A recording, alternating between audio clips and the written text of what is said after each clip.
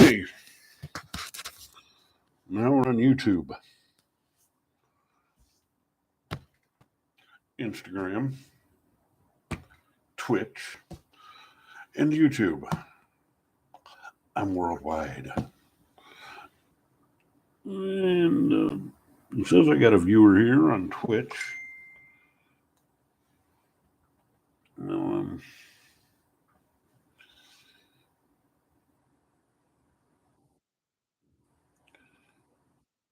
we'll just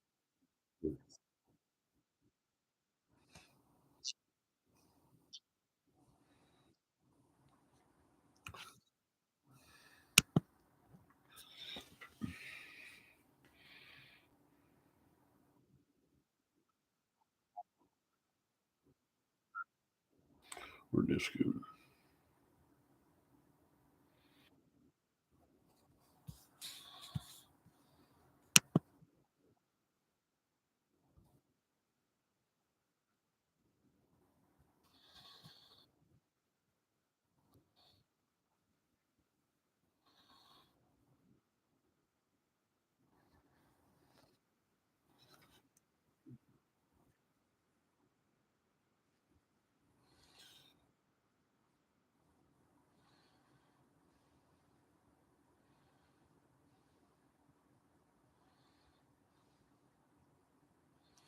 Something.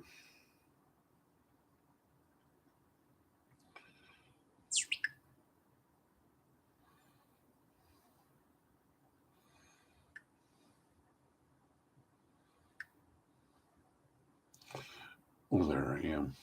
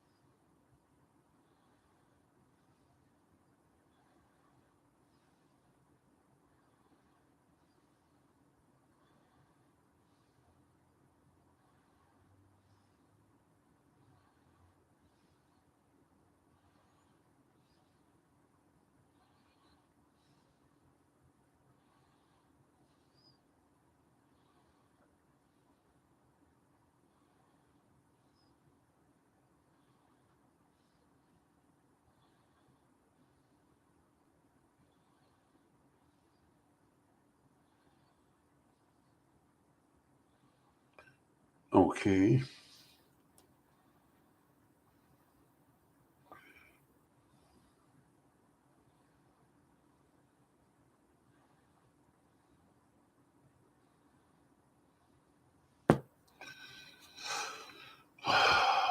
Shit really sucks.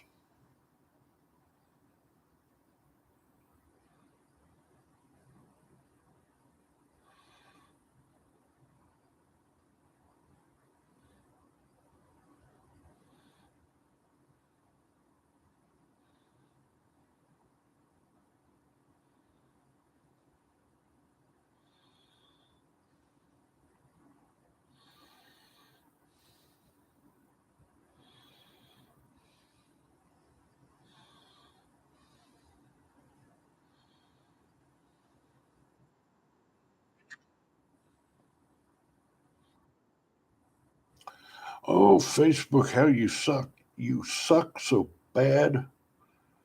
Every day you suck even worse. And you are so shitty.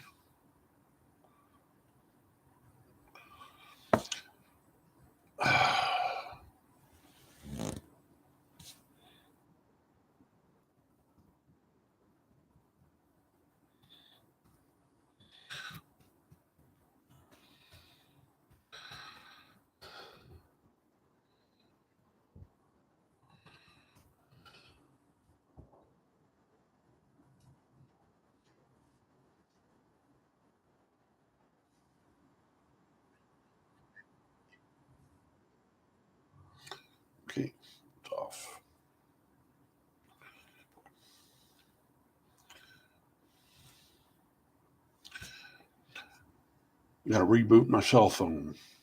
Yeah, iPads. Apple is so much better at everything, right?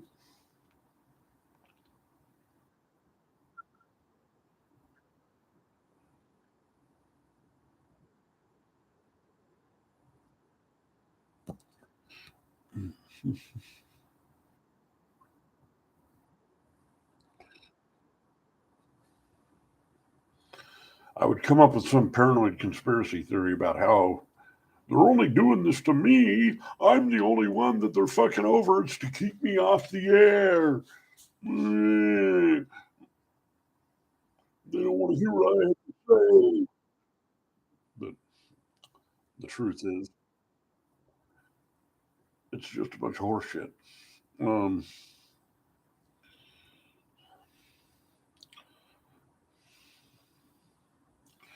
Bad programming. That's a Russell brand. Okay, whatever.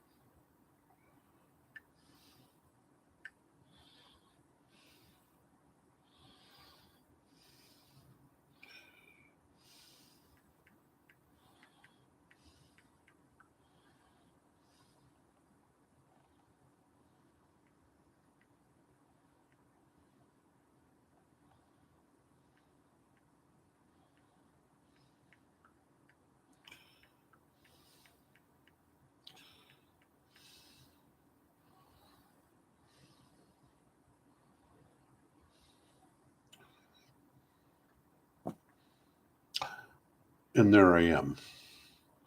Suddenly I am live. You got to bypass all the bullshit and all the bells and whistles in order to get live.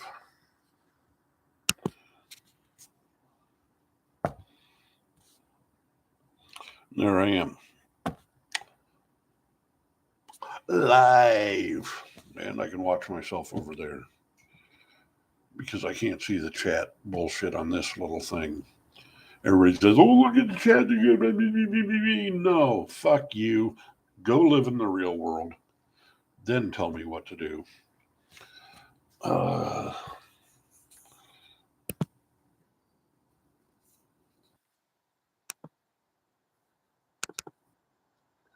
that way, there I can look at the chat.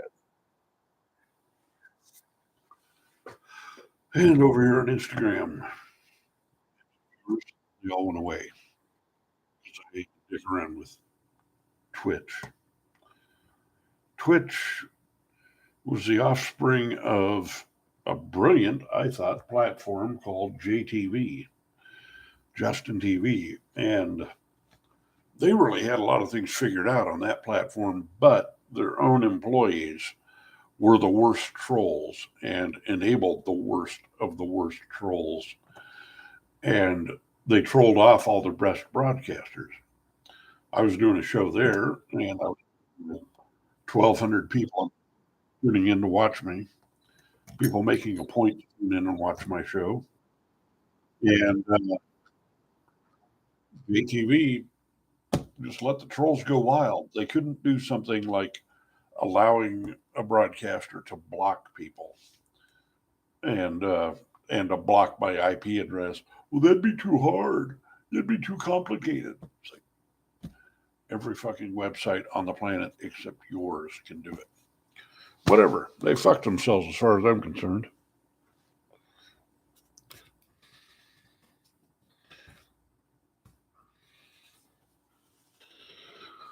So,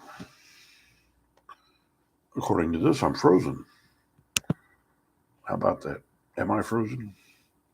I can't even tell how many are watching from this. That's just fine with me.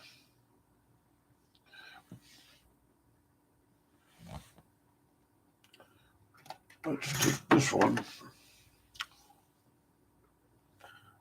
And uh, that's what I'm looking at. And that's what I'm looking at. And turn that back around.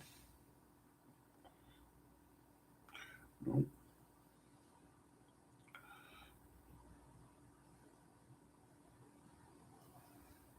That one's been going for almost an hour.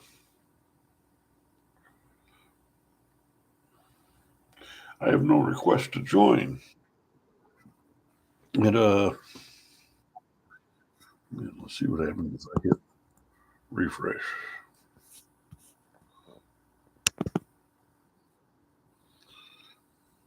Now it's unfrozen. For whatever reason, I needed to do that.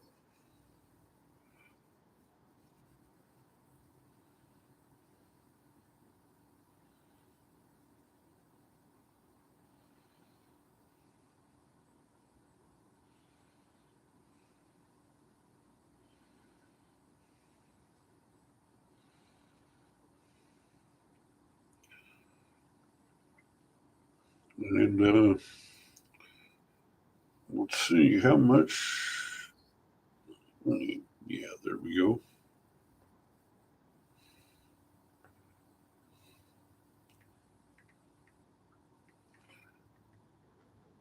I know this is boring, but you can make it unboring by talking, uh, speaking, doing stuff.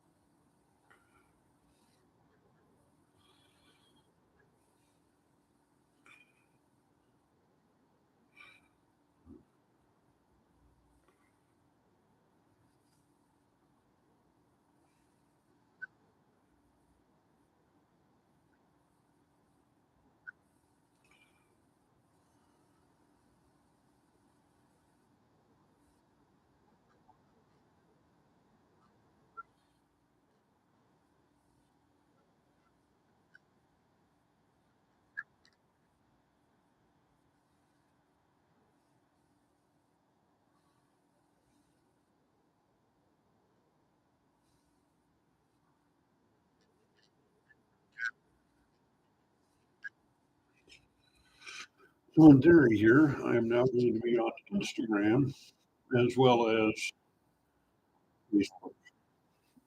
No, hello, people on Facebook and YouTube and Instagram. Yeah, and part of this is experimental. I'm trying to see how many different uh, things I can get going at once. And if you don't like it, you can sit on it. You're telling your followers that you're starting a live video. Hang on, we're telling more followers to do your video. Wonderful. Wunderbar. That's great. What's Facebook doing for me? Not a goddamn thing. Instagram video looks a lot better than the Facebook video. Surprise. Okay, then. And I got YouTube going live. And if I'd bothered to make a thing, I would have done some stuff, but that didn't happen. So, big deal. Here I am. I don't know how I'm going to get my chats. They're going to show up on one of these. We're going to figure out which one of these is the most problematic and packs it. Maybe YouTube will have to do the thing. Yeah.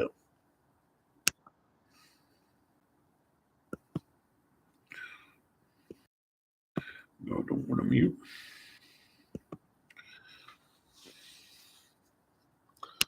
I'm going to share the YouTube thing on Facebook.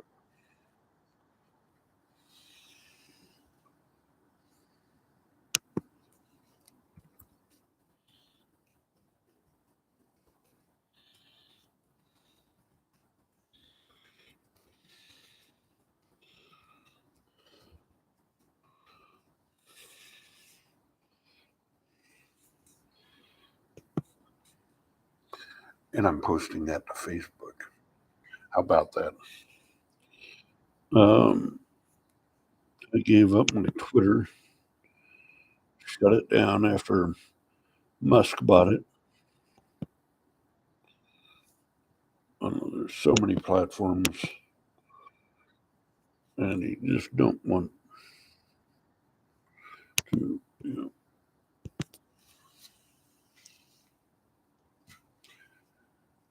yeah. Okay, so we're just getting going here. Looks like I have one viewer on Facebook. I can't tell how many I've got on Instagram. And what if I push that? That's going to say, um,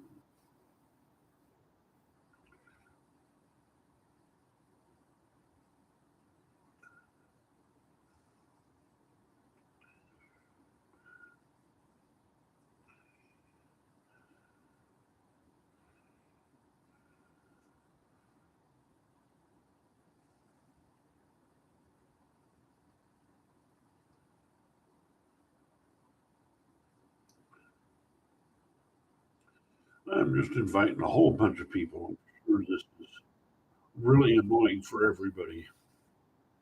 And Vernon is watching. Yay. Um,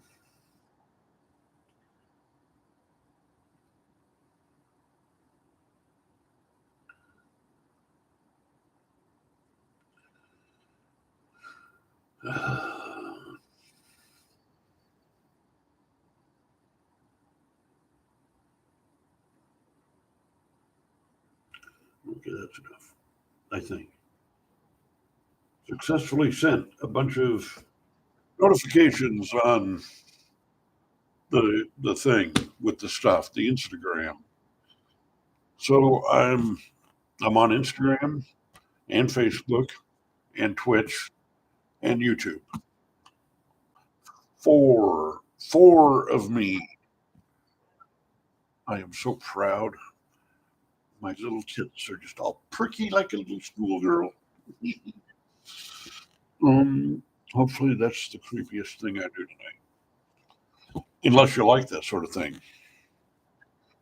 And let's get back over here. And yanking off at the same time. That's right. Quadrivision, quadribation. Oh boy, quadribation. Uh, and I got some towels here already. With a jizz rag and yeah, I got some nipple clamps and you know, yeah.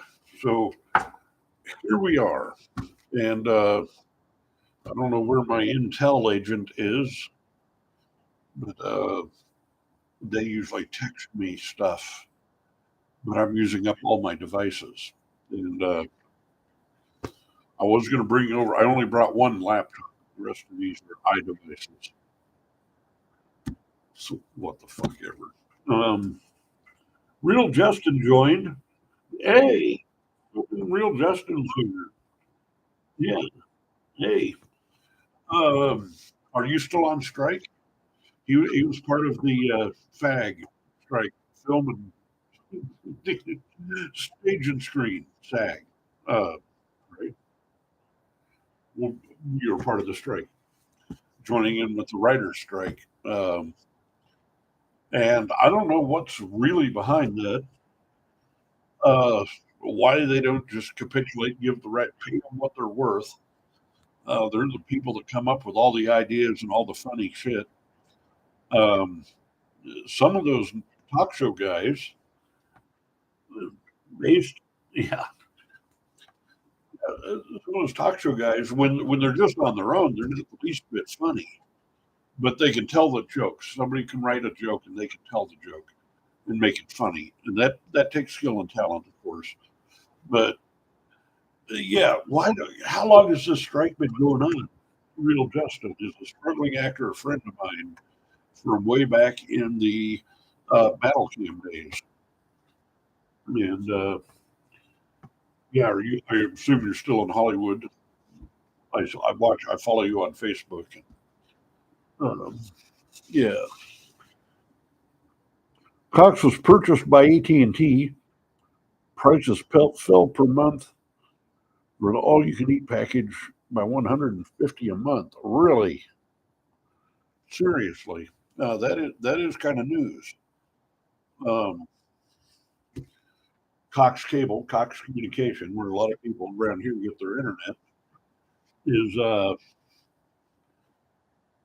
yeah.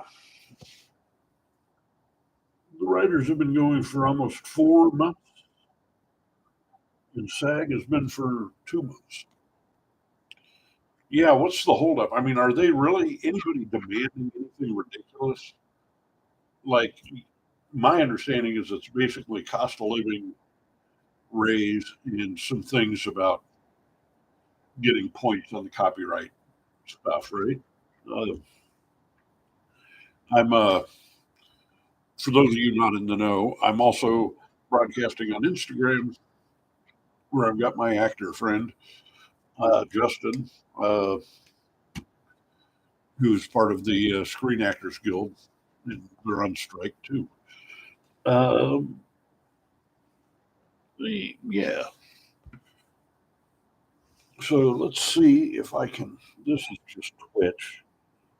Nobody's watching there, I don't think. But I think I can see my intel agent, Jamie. Uh, KSNT is reporting that Heartland Park is closing at the end of October. Yeah. Well, thanks.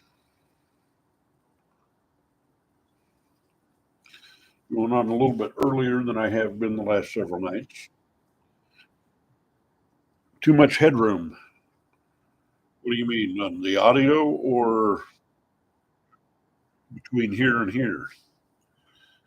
Um, I know not what you mean. And this is offline? Oh, really? You did that to me?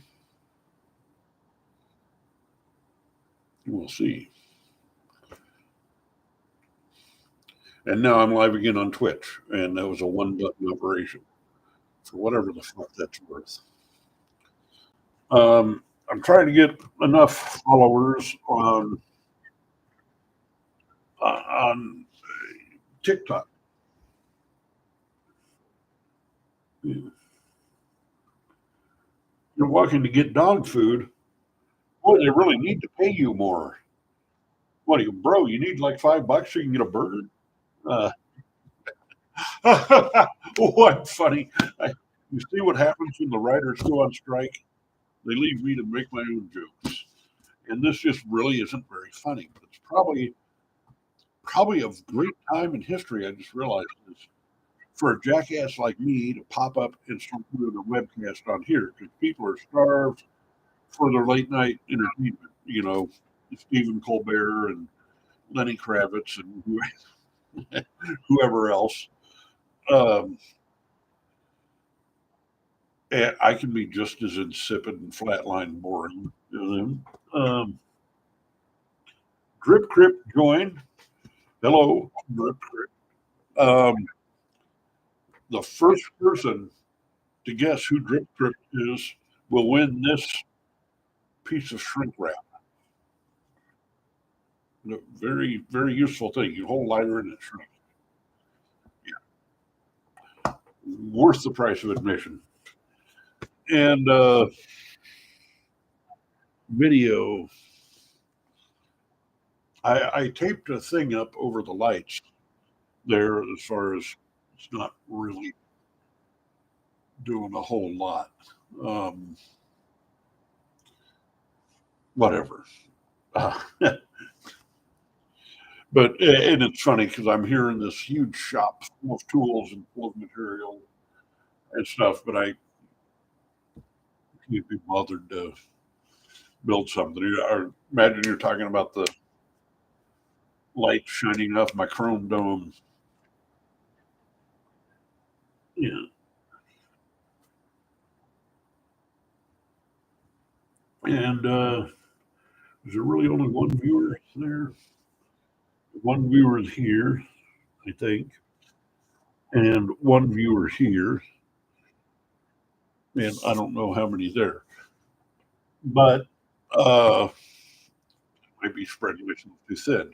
But I'm trying out different platforms and different. I don't really expect to come online and just instantly have those 1,200 followers I used to get. Uh, but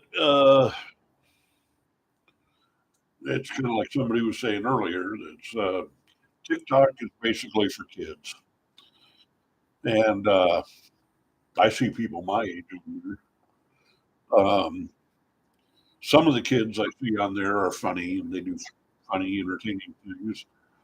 Others are just stupid, and it really does make me wonder what the overall cultural damage is, as far as what sort of narcissistic egomania. There's kids out there that are committing suicide if they don't get enough followers.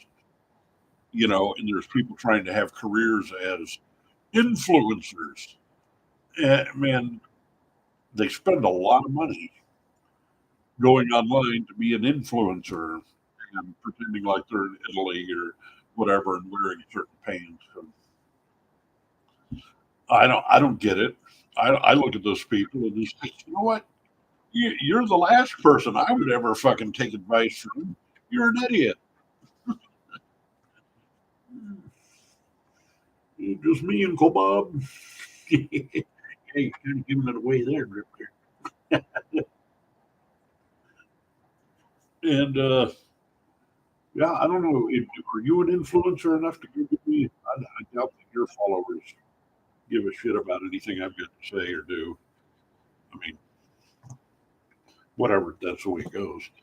Um, I used to be really popular in Ireland and New Zealand back in the day. For some reason, and I think timing wise, when I would come on, those people are just eating their morning breakfast. And apparently, I was hilarious. They thought everything I said was fucking hilarious. I never figured it out, but I didn't argue with them because but they tuned in and watched, and they liked me. They really liked me. Yeah, take out maybe a Chinese site that steals information. Yeah, there's that whole big conspiracy. Yeah, they the Chinese stealing information and stealing all of our data. But I talked to somebody who works in a large intelligence gathering uh, agency, American, and they were like, "Oh, you think the Chinese?" It's like they're not doing anything that Facebook isn't doing, and all of Facebook's different subsidiaries like Instagram. Yeah,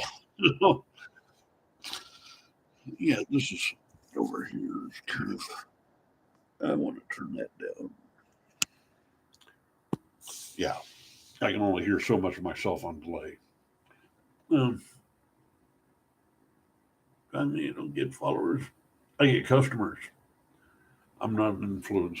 Oh, uh, I thought you were whatever. Uh, yeah. Um, what are we doing? Oh, there's a bunch of stuff to go on today. Locally, Heartline Park is going to close. That's been a big deal. Even though I don't give a shit about NHRA drag racing or NASCAR, and I certainly don't give a shit about country stampede and new country. I don't give a shit about old country. I hate those people. I hate being around them. That would be torture for me to have to go to the country stampede. But so that's moving away. Topeka blew that. Uh, that thing probably brought a couple of $1 million into our economy, or would have if people had if figured out how to work that out. And then the drag races, NHRA, that was one of the fastest tracks in the country. And people were showing up for that. And now they blew that. And a big part of it had to do with the city and the county taxing the owner to death on the whole deal. I'm not really totally studied up on that angle of things, but yeah, there's still too much headroom. Oh, Grip Crypt, you are an influencer. You are. Don't sell yourself short. Uh, anyway, so that's yet another thing that Topeka has just stuck its head in the noose and kicked the chair out from under itself, and then sitting around going, "Why does nobody come to Topeka? What's there to do in Topeka? Oh, but we have all kinds of things to do in Topeka as long as they're the exact things that we want." You know, this little tiny group that's running shit in Topeka. Bear in the Big Blue House at TPAC, the Redneck Comedy Tour. Fuck. They beat anything to death and chase it off to Lawrence if it gets going. What's going on YouTube? YouTube's getting excited. Hey, Dr. Blues, hello. Got to watch you some last night, but didn't get to say hey. Hope you're still here. TikTok is basically for kids. It's scary what's posted on there. Yeah, I don't know if you're still there. I can't tell if. Sorry, I wasn't really paying attention to the YouTube feed. I got 4 feeds going on here. 4. 1, 2, 3, 4. Yeah, there's some stuff on TikTok that's kind of scary. Shifting gears again, going from Heartland Park and local stuff to back to webcasting, and I'm kind of feeling my way around trying to find the right platform for me.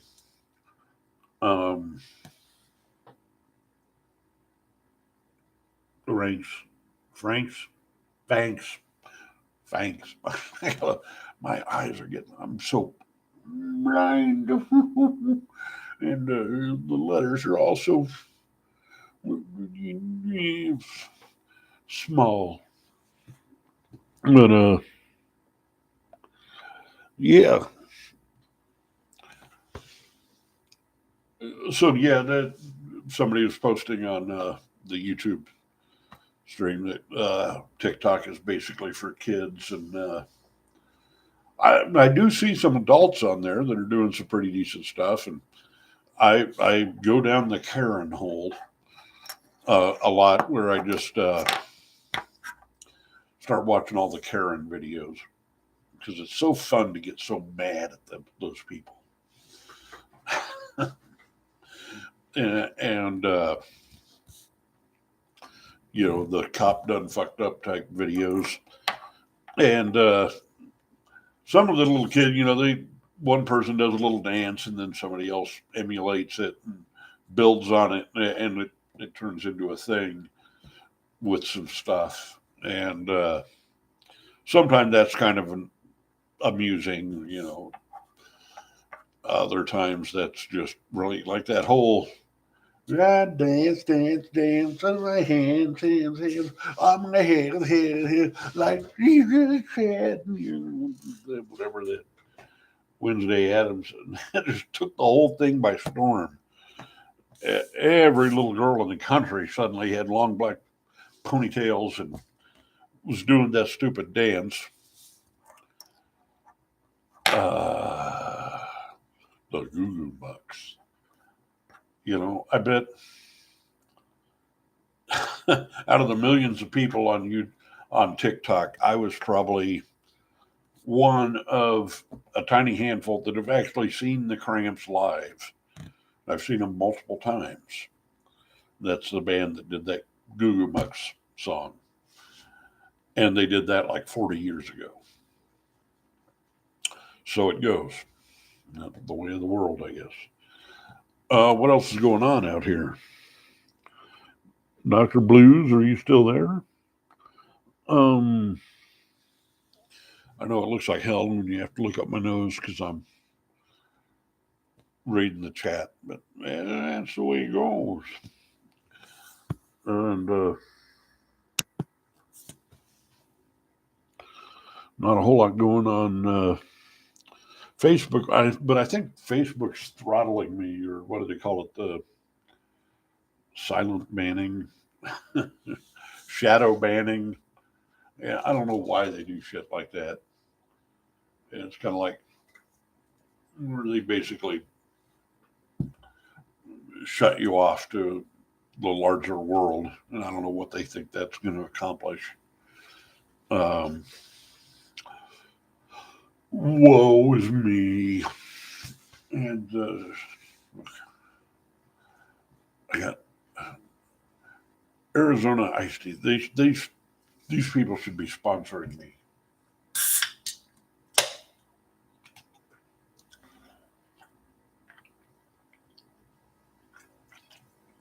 Oh, the brisk, smooth taste of ginseng and honey. Yum. Right. So, what else we got going on out here? Yeah, get some more people. How about everybody,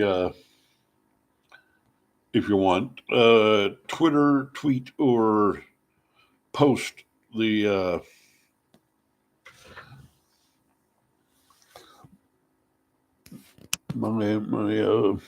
my link.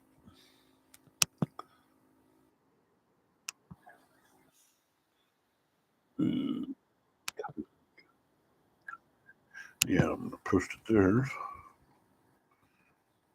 And I understand it's late, and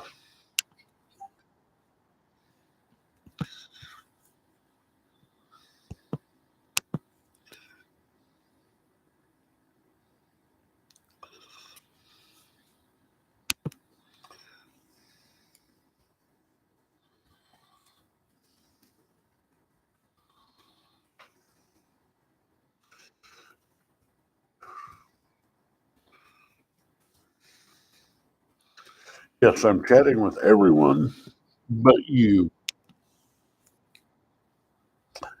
That's the truth of it.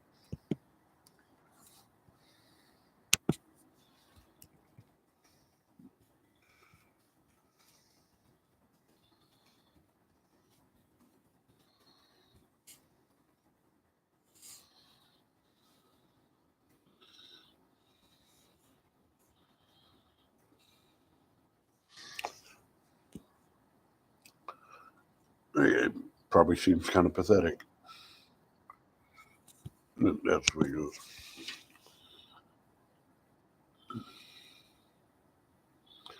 Ask other people if they have problems with Facebook throttling. I'm pretty sure they have. Some people have bitched loudly and often about it. But if anybody else is listening out there, go ahead and get in the chat and tell me about what your experience with Facebook. A lot of people don't even know when they're being shadow banned. That's the shadow part of it. That they don't tell you they're doing it, and it means they've really limited your reach. You know, like say I've got 2,000 friends on Facebook. You know, they choke it back so only 20 people see the bullshit I post. And that's just not fair to the world to cut me off like that. You know, sooner or later, some other platform will come along, something bigger and better. And it'll be, see, one viewer here on Twitch. I might have to go away here for a second on Twitch, but I'll be right back. Or you can go find me on Instagram or YouTube. It's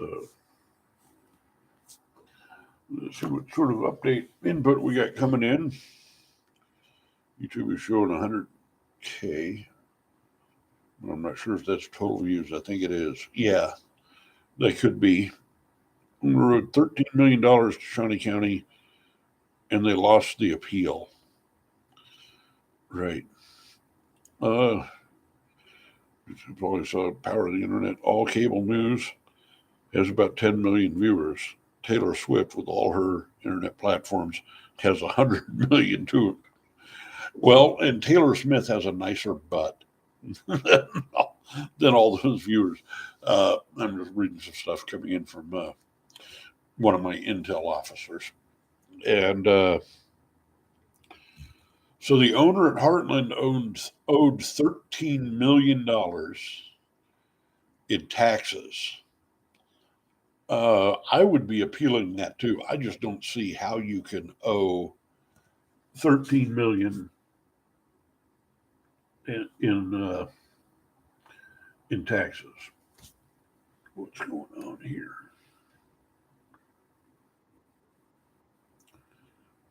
I'm going to try a different thing.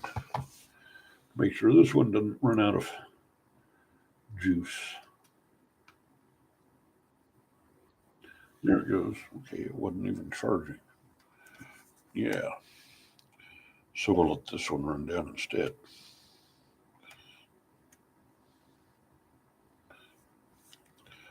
And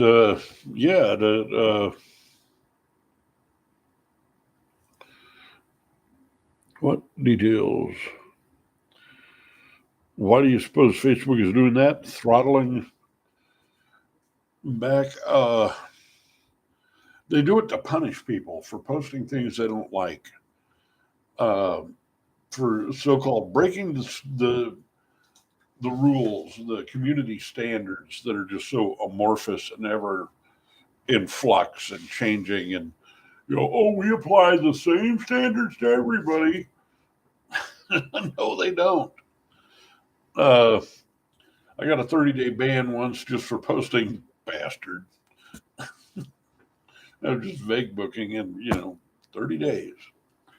Who else? Looks like I got one viewer on Instagram. That's okay.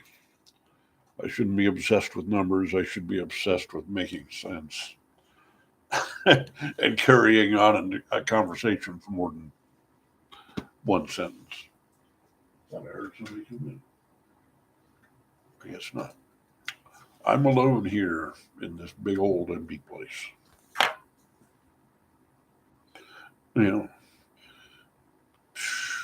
That is interesting. Power of the Internet, all cable news, has about 10 million viewers. Taylor Swift, with all her internet platforms, has 100 million viewers. That says something. People are more interested in Taylor Swift. I don't know, but that could be, worldwide versus just the United States. There's a lot of ways to slice up the numbers. Musk is a South African bigot. Yes, he is. And I'm kind of ashamed to say that I was a big Musk fan for a while. And, but now I'm not.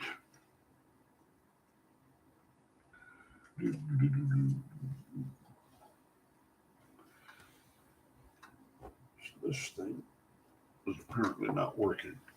So we're going to unplug that. And we will try something else. I was a big fan of Tesla and a lot of this, SpaceX and stuff, but he's really just kind of blown it as far as I'm concerned. His megalomania over Twitter, and then his support of Trump and Republican assholes. Fuck him.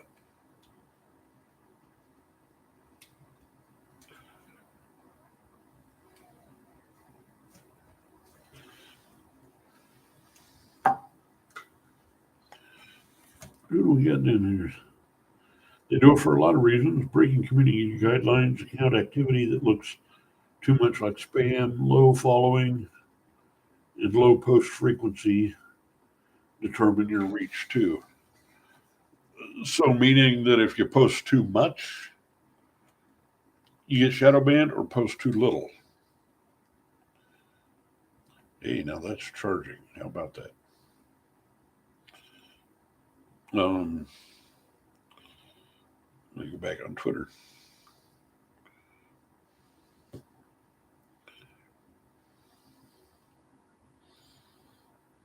Mm-hmm.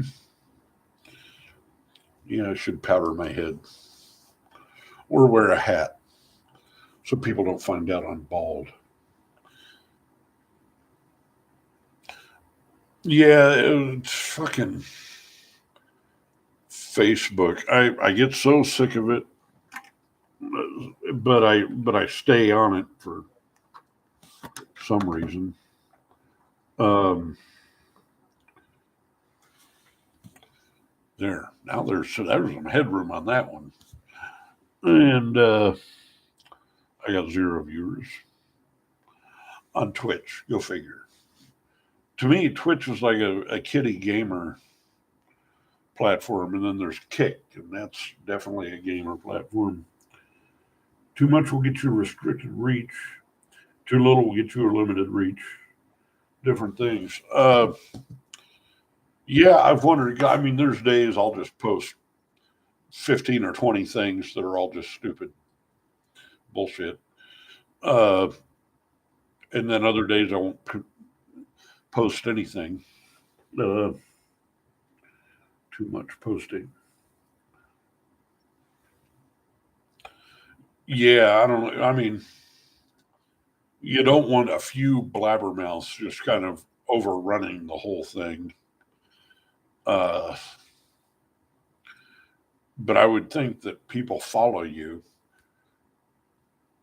because they want to hear what you have to say or see what you post.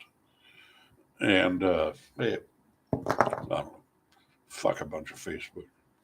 Fuck you, Mark Zuckerberg. And uh, what positives versus negatives now? I'm not sure exactly what that's. There's somebody posting in the chat on the Facebook. It's sometimes it's hard to tell what's relevant to what. The positive and negatives, as far as platforms go, um, Twitch was a huge pain in the ass to sign up on, and I swear I've got 10 different Twitch profiles, and every time I go back, and that's not your password, that's an incorrect password. Oh, well, send me my password. Oh, we don't have your email. You do too. Fucking bullshit. But they have to do that because there are so many spammers and hackers and bad actors out there. Whatever. First while to Google content creator, social media tips and tricks. Yeah, I could do that. Not going to do it right now.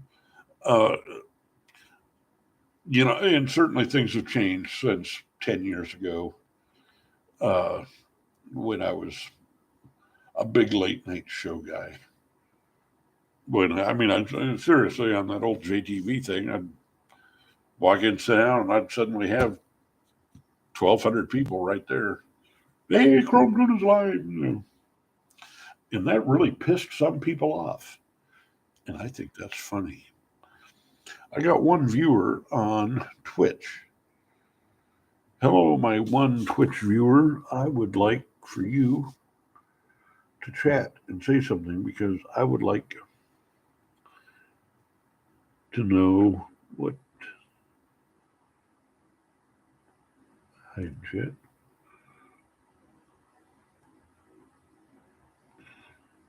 Show chat. I don't know what the chat looks like. So please chat to me. Chat me up. I won't come over to your mom's house. Uh,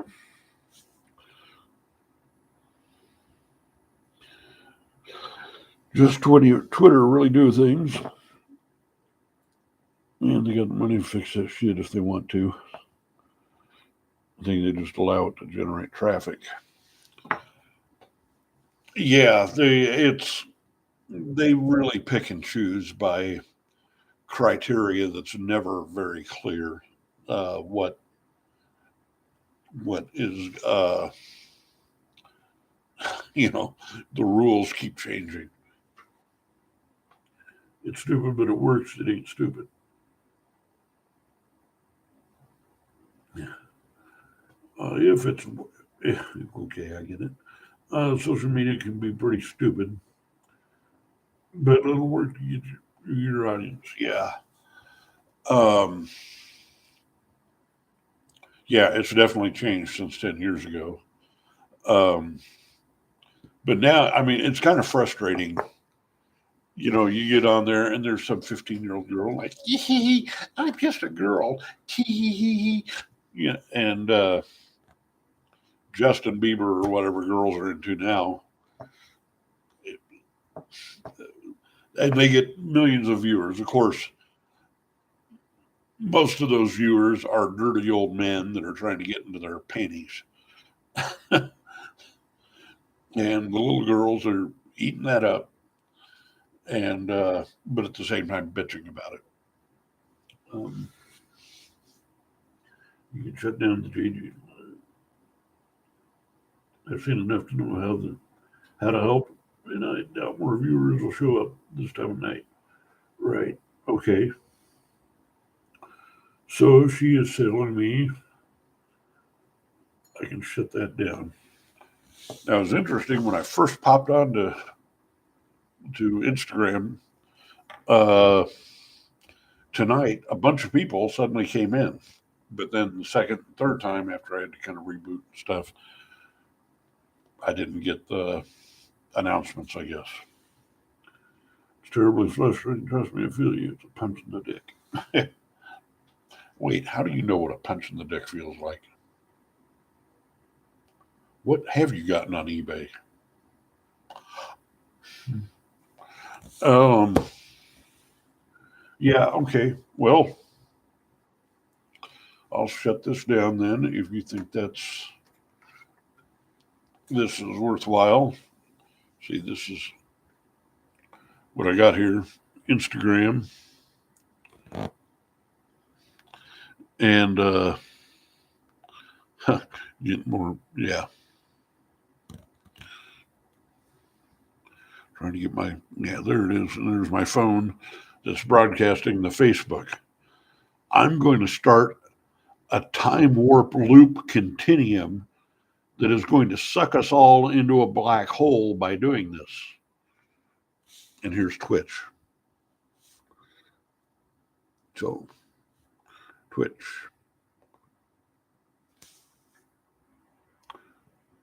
Come on, Twitch. Why is Twitch not being twitchy? Yeah. They're, but yeah, so I'll be on Facebook now and I'll forget about um, one thing I wondered about the IG was another friend of mine. It seemed like he goes through Instagram to find people to watch, um, but apparently not me. Okay, so I'll shut this off. And there's one viewer. Who is it? Yeah. Oh, it's still you. Okay. Um. Right. So I'll shut that down. And now, a bunch of people did come in and view my video, but they didn't say anything. Uh, I'm going to share it anyway, as if anybody gives a fuck. Yeah. But the picture looks pretty good on Instagram. Whoopee.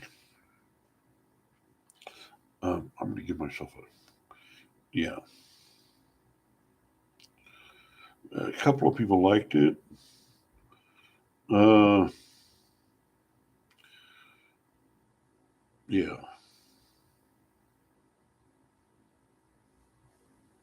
I want to follow some of these people. I don't use Instagram that much. Oh, I know those. Amanda Hug and Kiss. I always wondered where I'd find Amanda Hug and Kiss.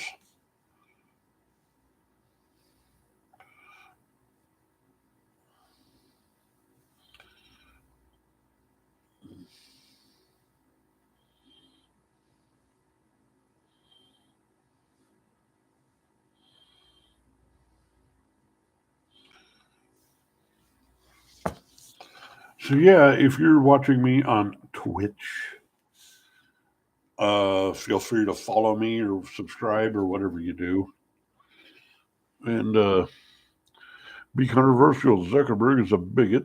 South African, like him. Why or why not? Call out your viewers by name. Okay, Vern. That didn't take long. Let's see who's on YouTube. Um, looks like one viewer. That's probably my intel agent. Um, yeah, well, dropping the Instagram this broadcast is probably the freeing up a little bit of bandwidth. I've got some of these are logged into the house Wi-Fi, and the other ones are logged into the my friend's Wi-Fi upstairs. And I'm assuming that those are different accounts and different connections down the mainstream. But that's very interesting news that AT&T bought Cox. I did not see that coming. Um, so now I assume they're both going to suck equally bad. Um, I think unless there's a huge environmental uh, atmospheric, I don't know what to call it, change in the corporate environment at Cox, then it's just going to suck. And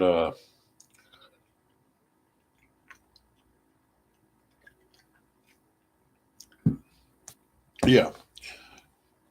Now, Twitch is more of a gaming platform. I wonder if it was just me sitting here playing tiddlywinks. Right? If I get a huge viewer base, I've got a couple of friends that I don't really give a shit about about their gaming, but I but I watch their gaming channels to kind of support them and to chat with them and stuff. There's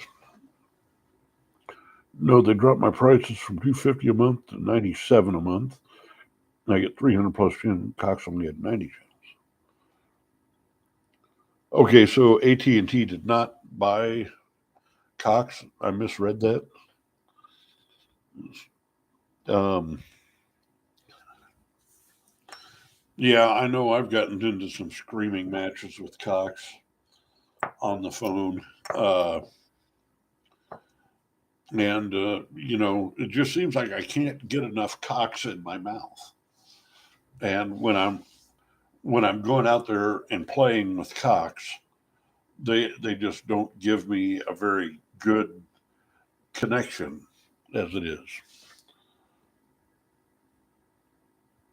AT&T bought Cox. Okay, good to know. And I'll be curious to see if they start jacking up the prices through the roof now. It looks like they lowered yours. But I bet they start incrementally just jacking it all up now that they've got it. Yeah, I mean, well, there's still Verizon, and what do they get? What's Bruce got on the East Coast?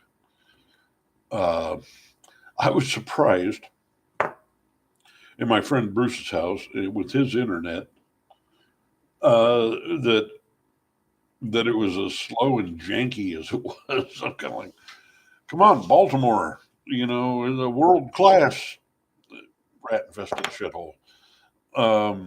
In the guy works for NASA, I would think they would have like a T1 line directly to the satellites.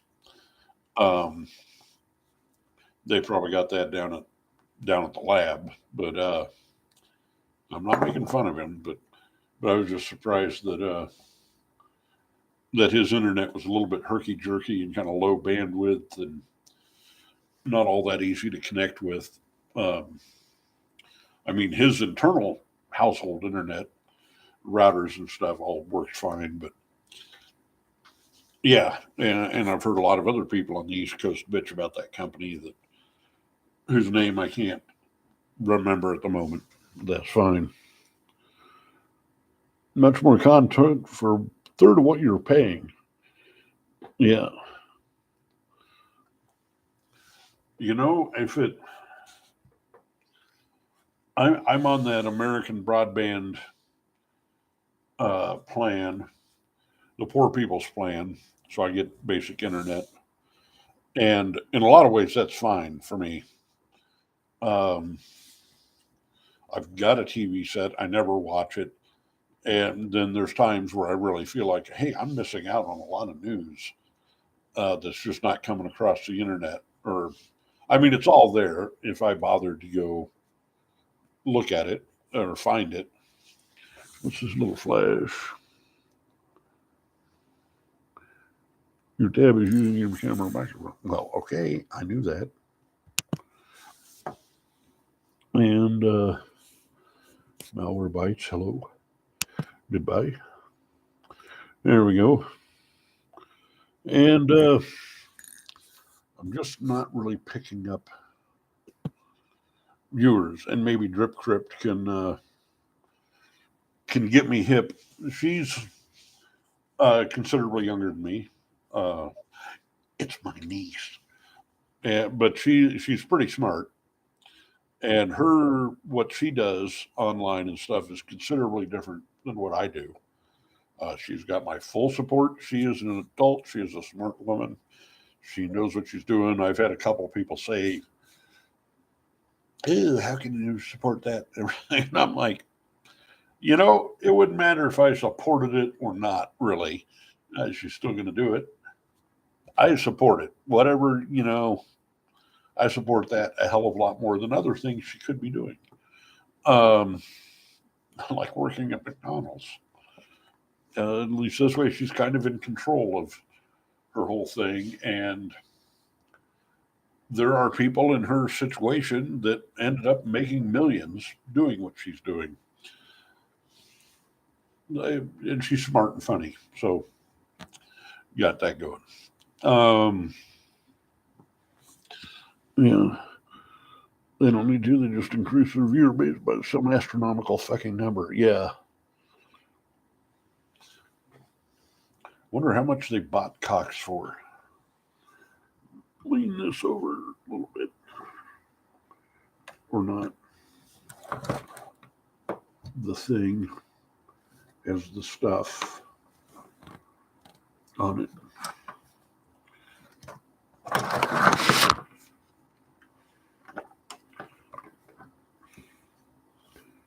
And there. It's a little better angle. Not that anybody hears. But yeah, that is interesting.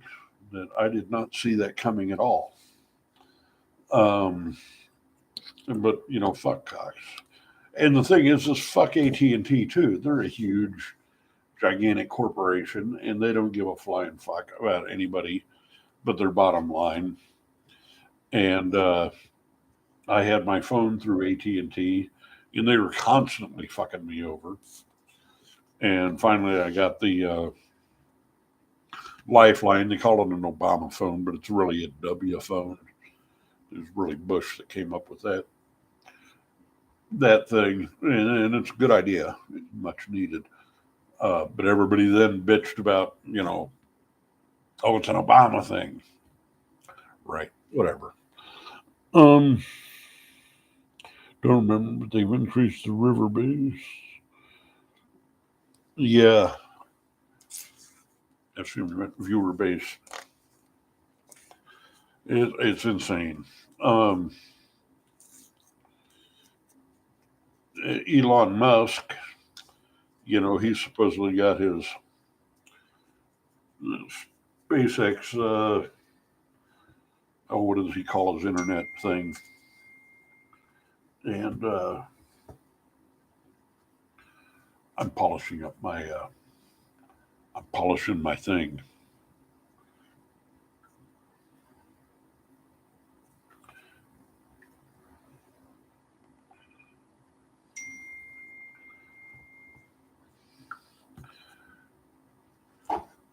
But there, I heard some chatter that, Elon Musk sent a bunch of his satellite boxes and equipment over to the Ukraine and was helping them all get online and donated all this equipment.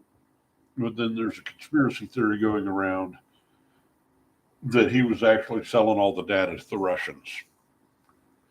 It's kind of like, oh, well, how about that? Because it seems like old Elon is a Russian asset.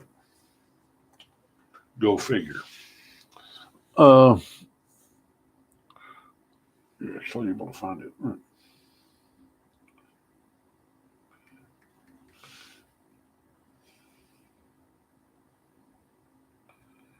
Justin Bieber and Richard Nixon are distant cousins. AT&T and Cox Media Group reach multi-year agreement. Okay, but sorry, that's old. Okay, see what it says. AT&T Cox Media Group reached new multi-year retransmission consent agreement. The deal covers CMG-owned stations in 20 Nielsen-designated markets across DirecTV, AT&T TV, and Uverse video service. Oh, that's from 2021. Yeah, that's what you meant by it's old. Okay, that's a couple of years old. But I wasn't aware of that either. Figure. Musk says he limited Ukraine's Starlink to prevent attack on Russia. Yeah, there we go. Yeah, thanks a lot, Elon. How many people did you get killed doing that? Elon Musk has confirmed that he, in essence, scuttled a Ukrainian military strike on Russia by refusing to allow Starlink to be used in the process. The billionaire claims the decision was made to avoid being complicit in a major act of war, but it also raises serious questions regarding the role of oligarchs in military matters. And in this case, Elon Musk is an oligarch. And there he is. The news was first reported by CNN, citing Walter Isaacson's upcoming biography of Musk. In the book, Musk describes a situation in 2022 when the Ukraine planned an attack on Russia's navy off the coast of Crimea. The ships and marine drones that would have performed the attack relied on Starlink for connectivity, but the satellite internet service was not active over the region. Musk asserted this later on X Twitter. When Ukraine made emergency requests to activate it, he refused, and the drones lost connectivity and washed ashore harmlessly, obviously leaving the Russian ships untouched. Yeah, he pulled the plug on their drones and wouldn't let them use the Starlink service. I would think Ukrainians, there's a lot of brilliant Ukrainian hackers and not so brilliant ones. Somebody made the joke today about what are some of the best underground jobs in Russia are writing ransomware. That applies to Ukraine too. There's a lot of hacker farms there, and a lot of programmer types, code writers, and I would think that they would find a workaround. I'm also seeing more and more of these portable GigaLink boxes. They're a little bit expensive for the average user, but you can take them out anywhere. And they're talking, they bring him out to big festivals like Burning Man or whatever, and people can get on and get a, you know, pretty damn fast downlink. I'd love to have one myself. Um, yeah, so he fucked over the Ukraine. In a confusing clarification, seemingly prompted by Musk's ire, Isaacson wrote later on X that Ukraine thought the coverage had been enabled to Crimea, but for some reason asked Musk to enable it anyway, which he didn't. Yeah, that is a little bit confusing. In a way, the matter is very simple. A government requested a service from a private company that the leader of that company thought was inappropriate and declined. Therein is demonstrated the inherent risk of relying on a private service for the prosecution of warfare. Musk was in effect a mercenary or arms dealer, albeit less directly involved in the violence. Russia itself would soon have its own demonstration of a similar principle when the Wagner Group, notice I said Wagner, not Wagner, marched on Moscow. But in another far more troubling interpretation of events, an American billionaire made a unilateral military decision for a foreign allied power. Oh, gee, we didn't do that a whole bunch of times in World War II, did we? Who was Ford? That Ford guy, not Gerald Ford, but yeah, Ford Motor Company, and it seems like they made a lot of decisions for people. They got millions of people killed. There's that weird picture, and you go tour Dachau concentration camp in southern Germany, and they're real. Germans are real sensitive about how they uh, portray historic events. They're like just the basic facts, the facts, no editorializing, no embellishing, no political bias, but they still slip it in different ways. You just have to know what to look for. They they on one big picture is American industrialists and American media said that they did not know about the Holocaust. They did not know about the death camps and the Jews being marched into the camps. Oh, we didn't know. We didn't know what was going on. But then the next picture, you get to the ribbon cutting of Dachau, and there's Henry Ford and several other industrialists, American industrialists, and Canadian, I think, standing right there. And there was no mistaking what that camp was when they built it and cut the ribbon and opened it up. you know, and like, sure, you didn't know. Um, those outside of its norm, doubtless, this has happened countless times before, but seldom has a technology from outside the military industrial complex, and thus outside its norms and expectations, risen so quickly to prominence as Starlink's has due to, it must be said, Musk's own promotion of it for use by the Ukraine after Russia's invasion. And that's a pretty salient point there. The complex mathematics of geopolitics are beyond the scope of this article, and indeed this site and your author, but it's hard not to wonder whether it's appropriate for Musk to offer a key service to support Ukraine only to withdraw it at his own discretion, or when it might show to be damaging to the Russians. If I had agreed to their request, then SpaceX would be explicitly complicit in a major act of war and conflict escalation, Musk wrote in justification of his decision. I would have to say, fuck you, Musk. Musk is a fascist. Rockefeller as well aided the German war effort. Oh, yeah. Americans had their finger all in that Nazi pie. Um, let's see what we got here. Russia praises Musk's balls. Yeah, didn't they do that to Trump too? Yeah, fuck Musk. What I'm hoping happens, and what I think will happen, is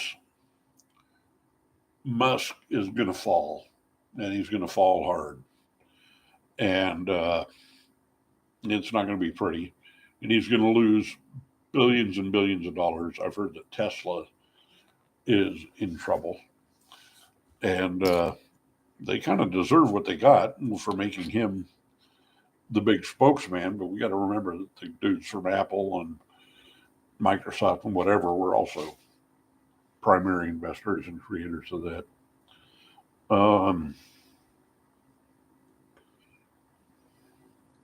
Yeah, that was pretty rude, Musk. I mean, if he was going to have a policy like that, he should have made that clear to them. Say, okay, I'm providing this for civilian use and for your basic running the country use, but I don't want this used for any sort of war making. Then it'd be okay, it's fair enough.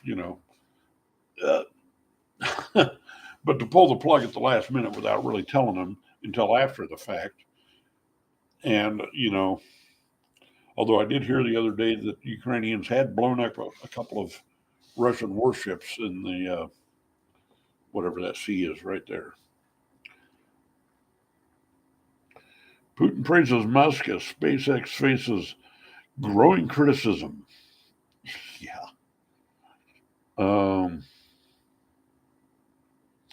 4,400 comments on that. Yeah.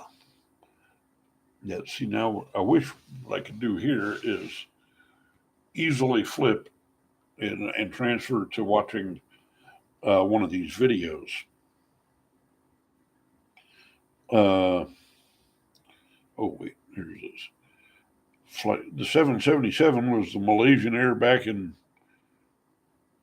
2014. Too late to write him back. Yeah, probably. We were talking about, yeah, that was 10 years ago. Malaysian Air, the 777, big old jumbo jet went missing, but I think they already figured that out. Didn't they figure out that the Russians shot it down?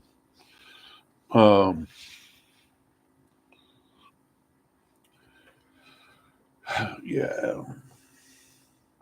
It doesn't look like I have any viewers, but it's really hard to tell. Ukraine's Crimea operation is going to plan. Okay.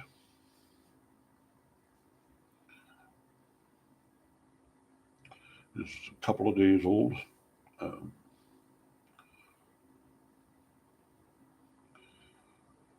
Ukraine's operation to strangle supply lines and annex Crimea and make it untenable for occupying Russians is going to plan, with Kiev one step closer to an attempt to liberate the Black Sea Peninsula, an official said on Thursday. Look, I'm getting better at reading things and nodding my head with vocal inflection to make it sound like what I have to say is important. I'm proud of myself.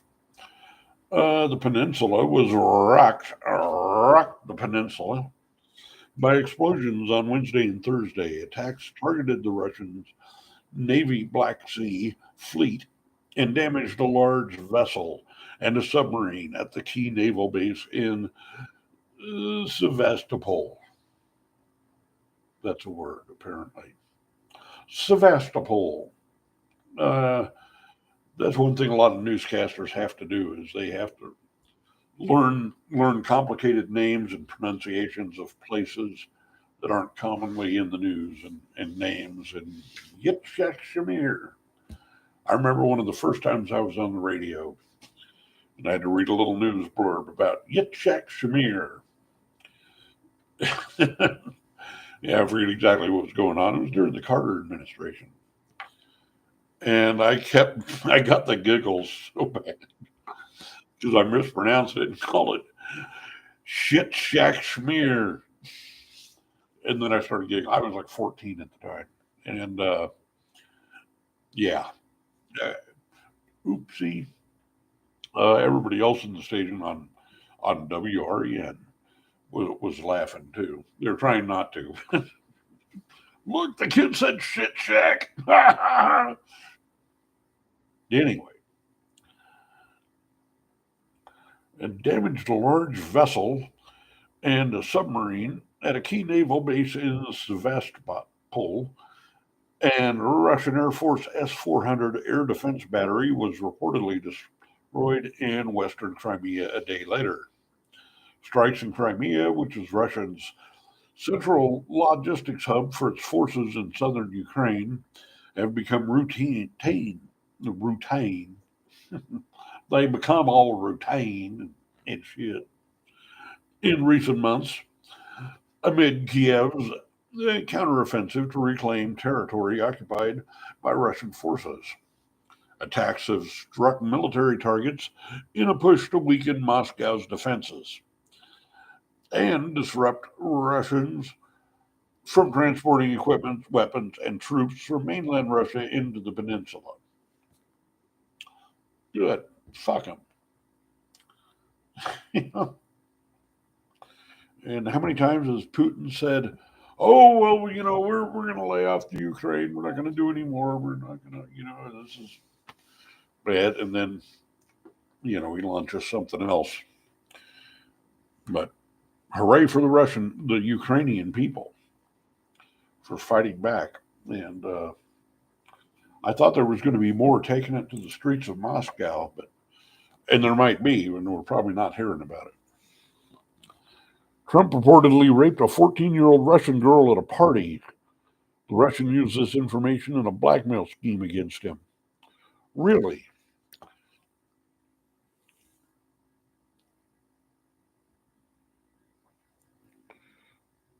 In 2016, just before the election, Trump reportedly. Okay, so that's even more recent than the 13-year-old he raped that was supposedly provided to him by a pedophile island guy, whatever, Jeffrey Epstein. Oh, but Bill Clinton flew on the pedo flight. Really, it never ceases to amaze me the verbal and mental gymnastic that Trump supporters have to go through to pull off some whataboutism. But what about Clinton? What about Bill Clinton? Well, Monica Lewinsky jizzed on the dress. What about that? What about it? We're talking about Trump raping a 13-year-old.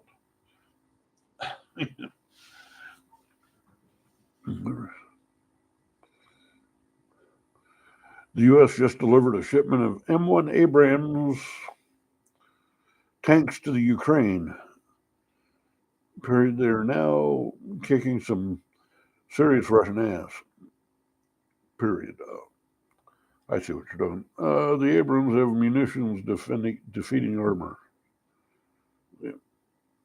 No, it wasn't on the pedo flight. So that's yeah. We always remember blah blah blah blah blah. We always wondered what sort of compromat the Russians had on Trump, and we always figured that it was, the piss tapes. And I wonder if that's true or not, or if it was all about this 14-year-old girl. So now Russia is throwing Trump under the bus. And what's their game plan there? I figured they'd be doubling down on their support of Trump in order to interfere with the next election. I don't know. When you get to that level, the CIA and the KGB and that level of politics, it's hard to tell what's really going on.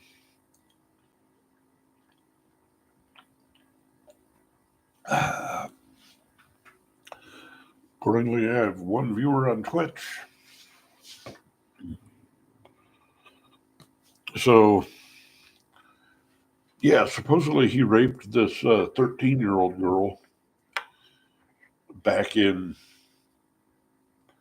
the 80s or the 90s.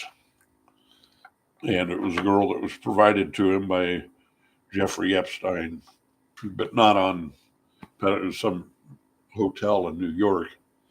And this little girl was looking for an end to the.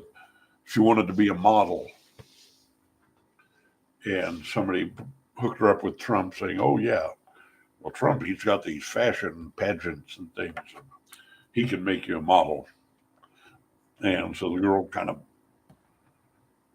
got led down the primrose, the garden path, and he raped her.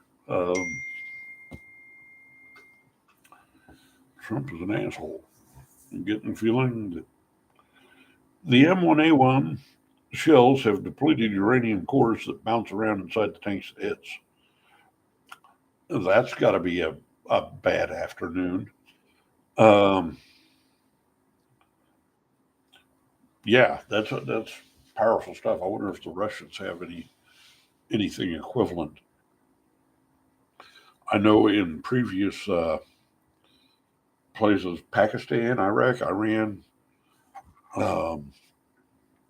Afghanistan, there's still a real problem with all the depleted uranium that's just got thrown everywhere. And now there's a lot higher incidences of cancer going on. To touch on last night's discussion about population control and population reduction.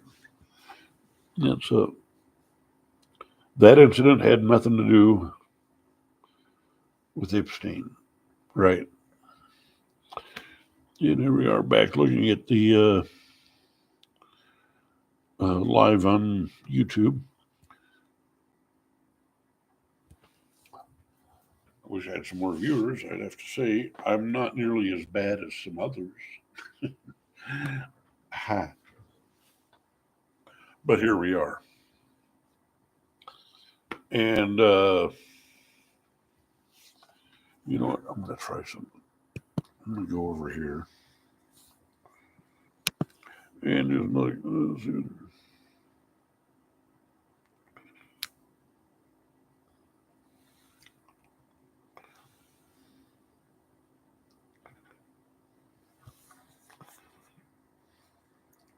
Somebody said they tried to join and it gives them an error message.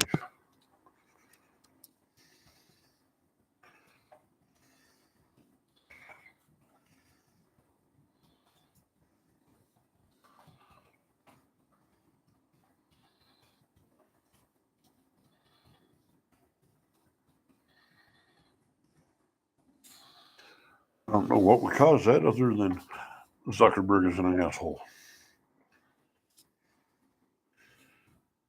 Post that link again.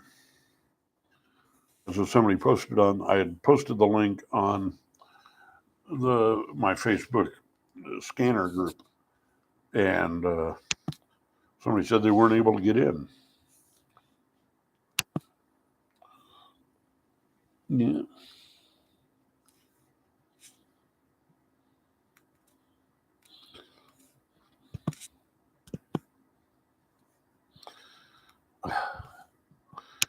Oh, that's horrible. Kind of looking at some things commented on your post. Things I need to concentrate right now. Okay.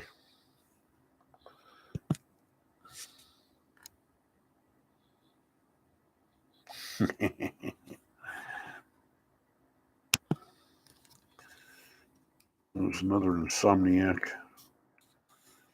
We're just kind of throwing this link around here. You guys, whoever is watching,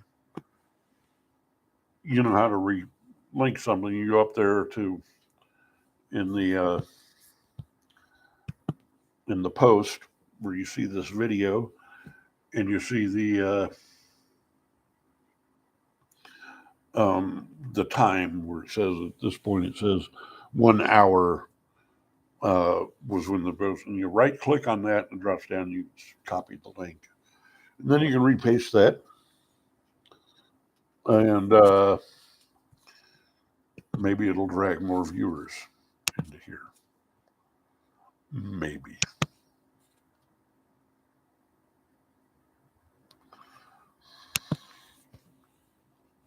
And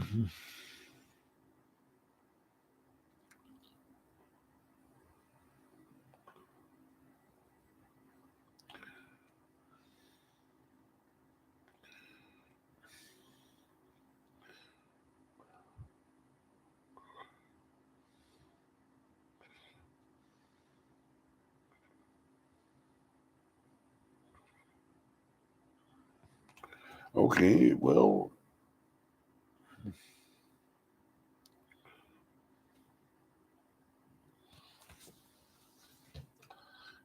that's the state of things.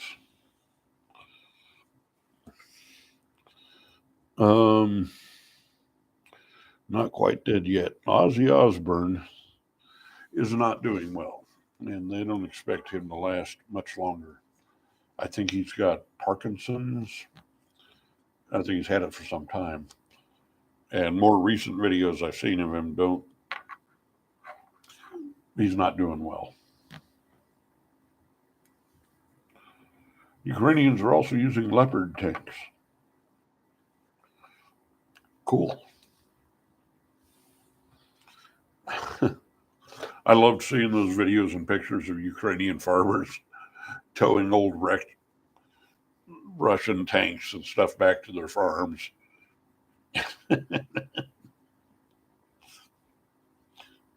You got to think, when this is all over, what sort of monuments they're going to build out of those old tanks and the old Russian stuff is a big, thumb their noses.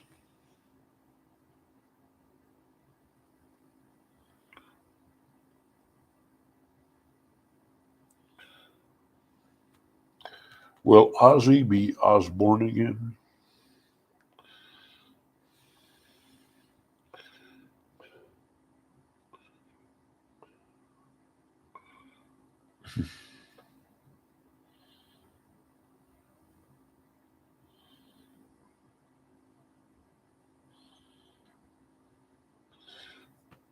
Someone commented they thought last year's winner of FOH did a reverse Michael Jackson. Now I'm dying to know what that is.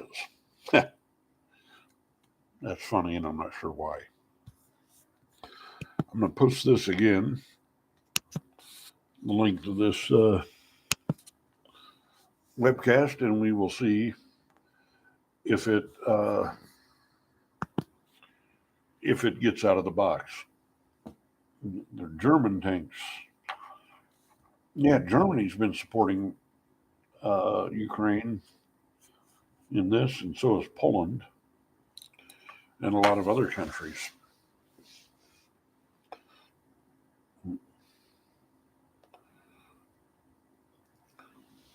So we'll see how the throttling, because it seems to me sometimes one thing I post will get out there, and then the next thing I post, it'll gets no traction.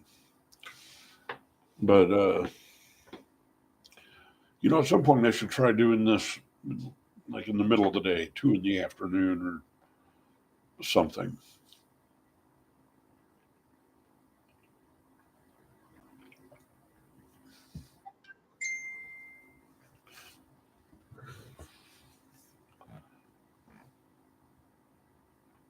Oh.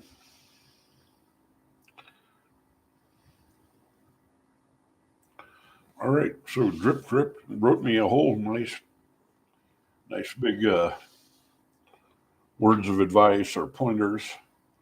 Wonder if I should go ahead and read this off and see what she thinks I should do. Since this is all kind of exploratory anyway.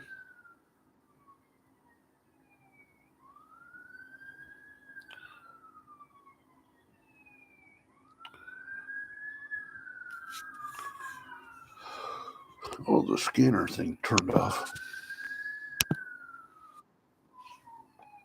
Now I'm hearing a bunch of sirens outside. Of course, I'm only a couple blocks from the police station. All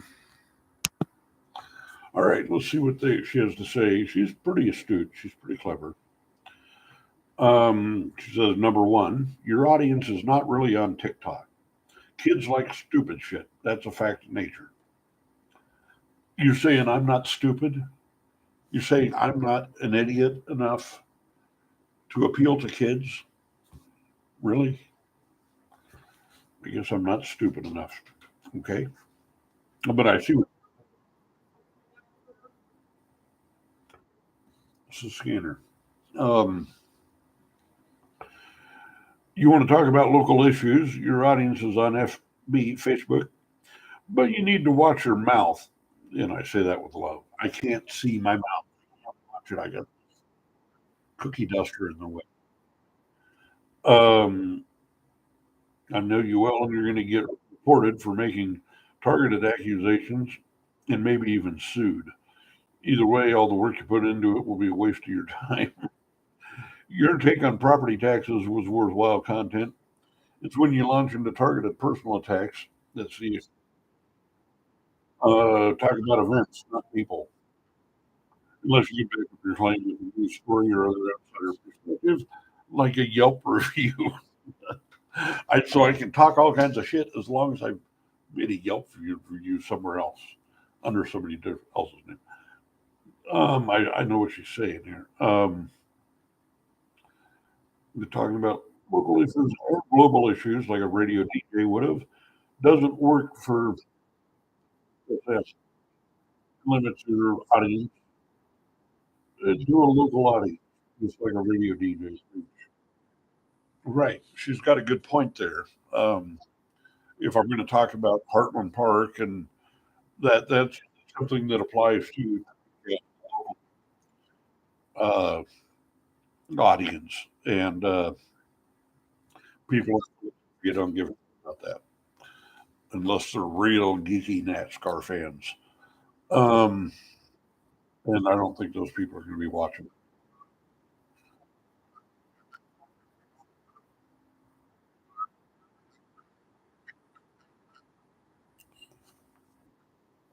Sounds like the cops chasing and they got away.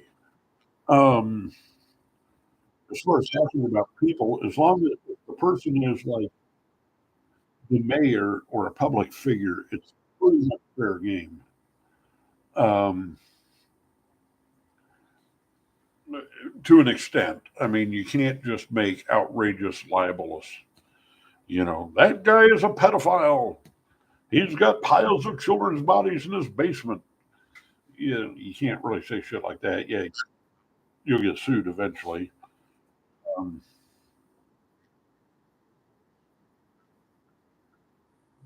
but most of the time when I'm talking shit about people personally, um, I can usually back it up to a certain extent. Let me turn this down a little bit.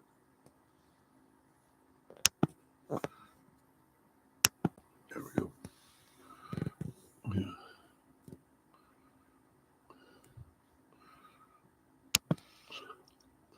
People are concerned about what you're talking about. Ask them to submit ideas. Yeah, that's true. Vernon says if,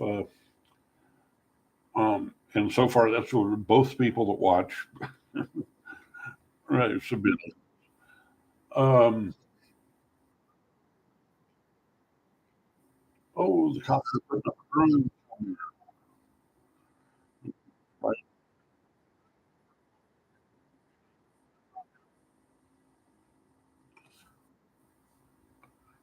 Sounds like somebody blew off through a field somewhere. Somebody they were chasing.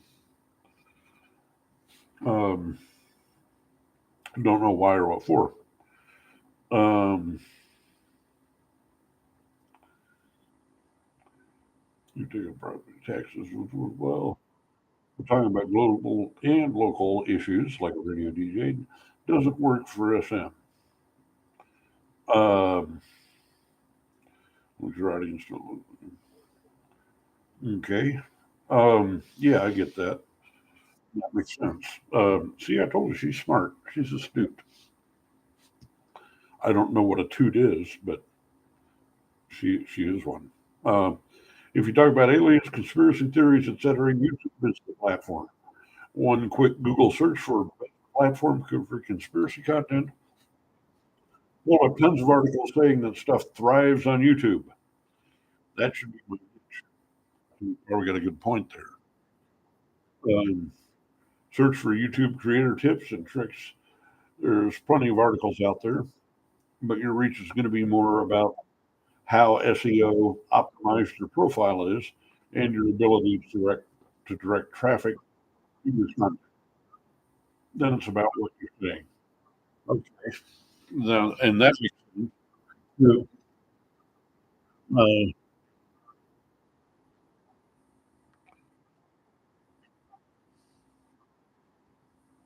stick to the topic. Yeah. Um, yeah, I'm bouncing back to topics. If you or I was here to do your social media marketing, I'd say play up the old crazy uncle with the tinfoil hat. I forgot to bring my tinfoil home. Um, in fact, back in the day, I used to broadcast with the tinfoil hat on, and I even sold a couple of them. I had people bid on the tinfoil hats. I think the most I got was $7 or $8 plus postage. Um, that's how you'll hook new viewers, interest in how you'll be able to redeem yourself if when you cross the line, and it makes your persona less abrasive, which I know amuses you personally, but it's going to work against you in a big way here. I'm gonna have to think about that because sometimes I honestly don't know what abrasive is. It's kind of my Asperger's sort of thing coming out. Um, yeah, so I'm gonna have to look at that. Um, and the tinfoil hat will hide your skull so people won't catch on that you're a baldy. Now that's a good point. But the other problem is tinfoil that's going to still reflect the light. It might even be worse. But maybe I can powder it, which would be kind of funny too.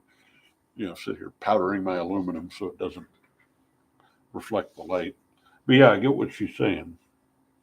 Find creators who are doing their streams, videos the way you plan on doing yours. Look for the most successful ones and imitate what they do. Look at what their bio says, how they format their content, what hashtags they use, their post frequency, etc. And then start following them and engaging with what they post. This isn't just your blueprint for success, it's your way into the pre existing community of your target demographic. She's got a very good point. I wonder how much time she spent talking to her grandfather about this sort of thing because that's what he did for a living was advertising and marketing and promotions and stuff. And of course, he retired when the computer stuff started coming on. I didn't want to learn about computers. I didn't want to. I don't care about the internet. I'll retire before I have to learn that. So your Google's research can help you out with other stuff, but that's the advice I have to give the dealer specifically to you, and that's more than I'd give out free to everyone else. Well, thank you. I really appreciate this. Drip, drip. Um, yeah, this is good stuff. And once you get all that done, you have a few streams or vids under your belt. I can offer up some more advice. They'll keep an eye peeled for opportunities for me. Cool. Thank you. Have you ever seen the Y Files? It's yes, I have. I love the Y Files. I watch it religiously. Y is in WHY files. It's play on the X Files. But that guy, he covers a lot of UFO and alien conspiracy theory stuff, and he gets into some supernatural. real Art Bell type stuff.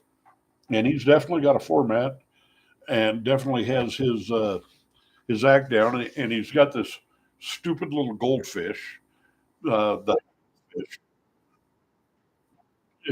little puppet thing. And I don't know if he's pre-recording the voice or if he has somebody else operating the voice, but he has little arguments with the hecklefish. And the hecklefish heckle, of course. So that's kind of a funny, cute little angle he's got going there. I don't know if I would do something like that. Um, higher priority. What higher priority?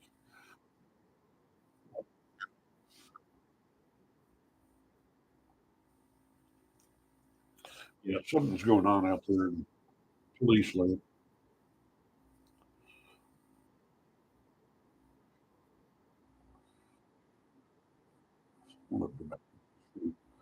But yeah, I love the Y files. And that's a good point. And I cover a lot of the same stuff. I on one hand, I love talking about the UFOs and stuff. There's a lot of people already doing that. Um, and the conspiracy theory stuff. And I've got a name there. I've got the name there. If you think about it, Bob Cutler, and I'm Bob Cutler. How lucky could I be, really? Um,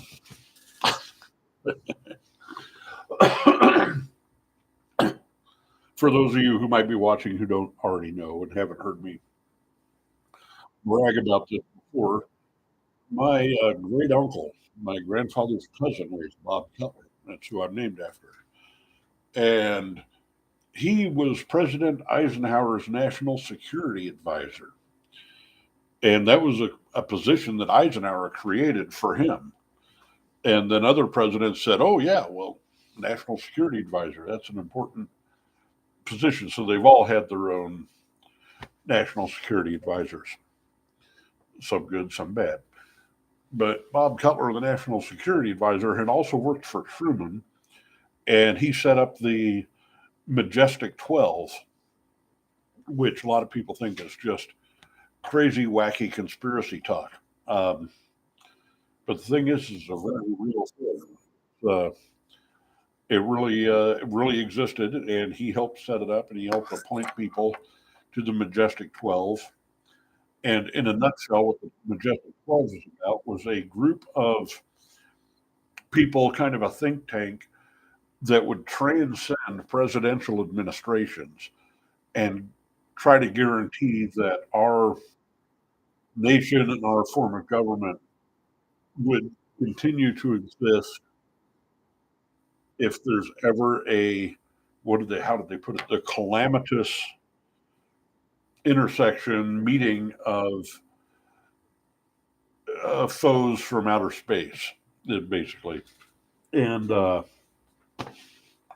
so he basically invented that and appointed people to it. And he advised Eisenhower on a lot of different issues. And then he also founded the NSA, which was a super secret spy organization, and that they did not admit existed until 1978, like 20 years later. And yeah, and so the NSA, when people talk about, oh, TikTok, that's the Chinese government is spying on us. It's like I watched that Ask a Spy, and they somebody asked him about TikTok, and he goes, I'd be more worried about your little Google Alexa and Google Dot and these little home helper apps spying on you, and Facebook and those websites. They're already collecting all that same exact data. Um, but if you're really paranoid and that concerned about it, you should just get off the internet. It makes sense to me. It's something I could never do. I'm totally addicted to the internet. And yeah, um,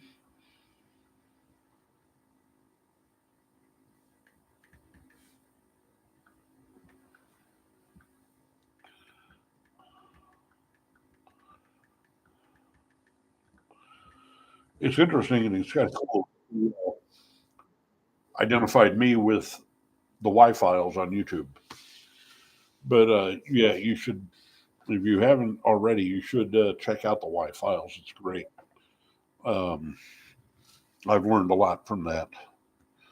Um, don't be an asshole. Thank you for giving some advice. Yeah, I did. Stay on task. I've got Vern coaching me over here. Um, see, I'll turn this thing.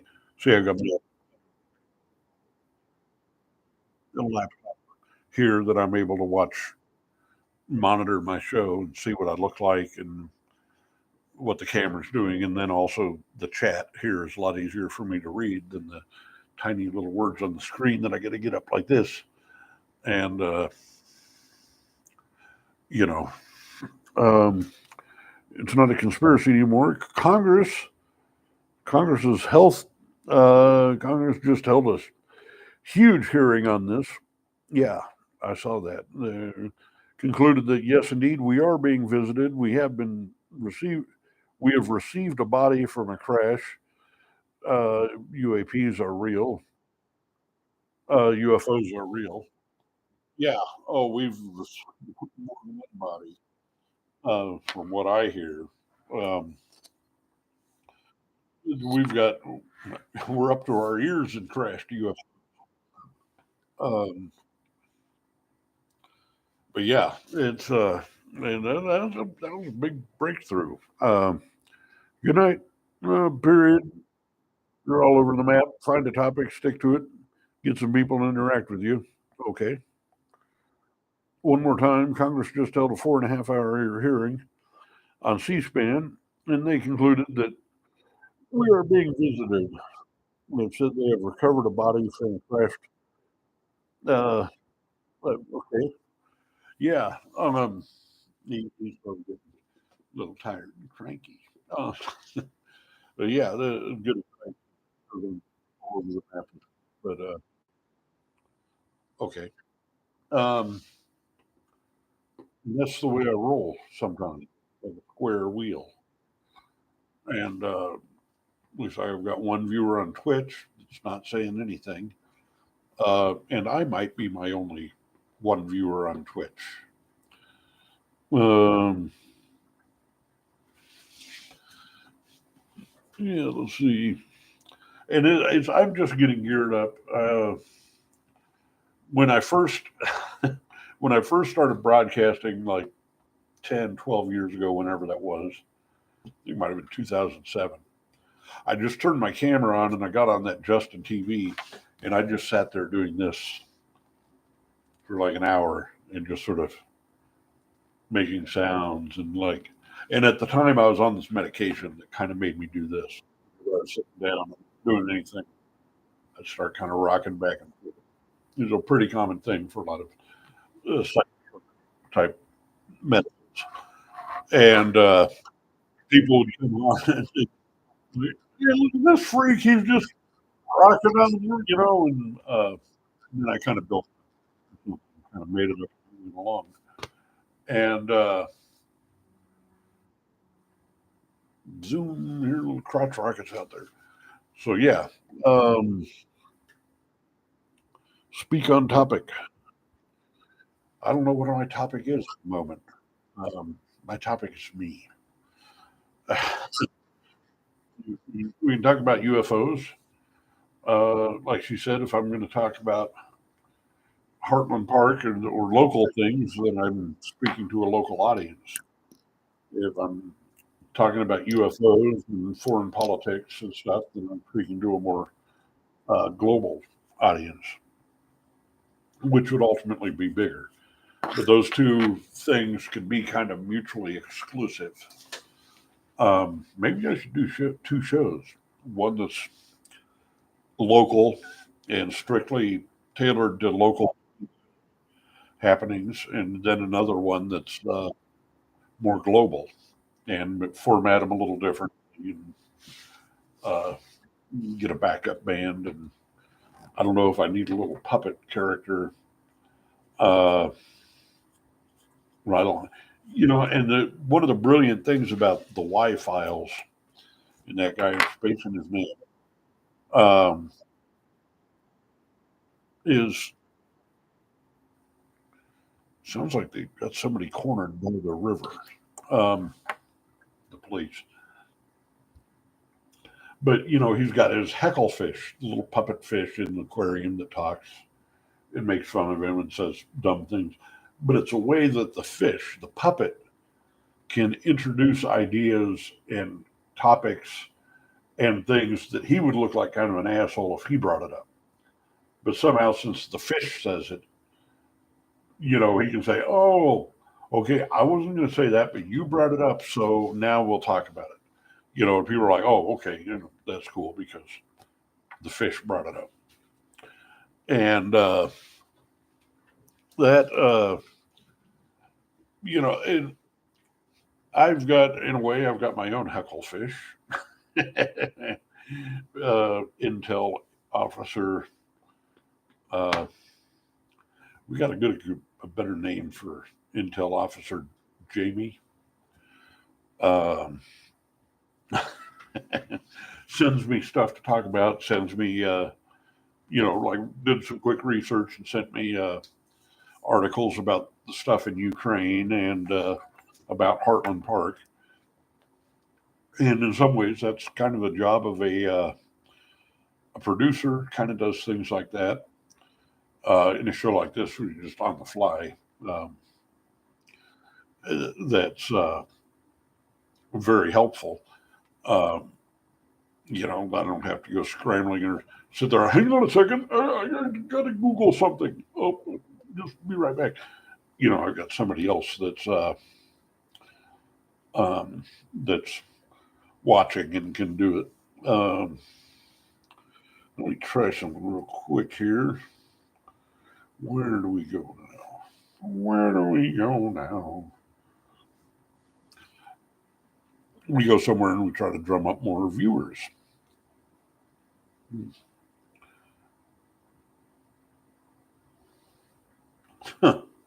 Tim Jameson from the band Ultraman says, I think I'd enjoy whatever the kids call it electronica more if there was bagpipes. And so far, I will give points for no visible sign of a laptop. And it's kind of funny, a little bit.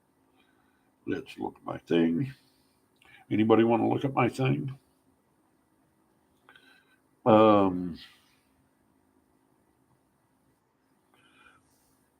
Yeah. Copy. Right. And then we're going to go back to here. Let's send this link around to a couple of friends if they are up late night. Um,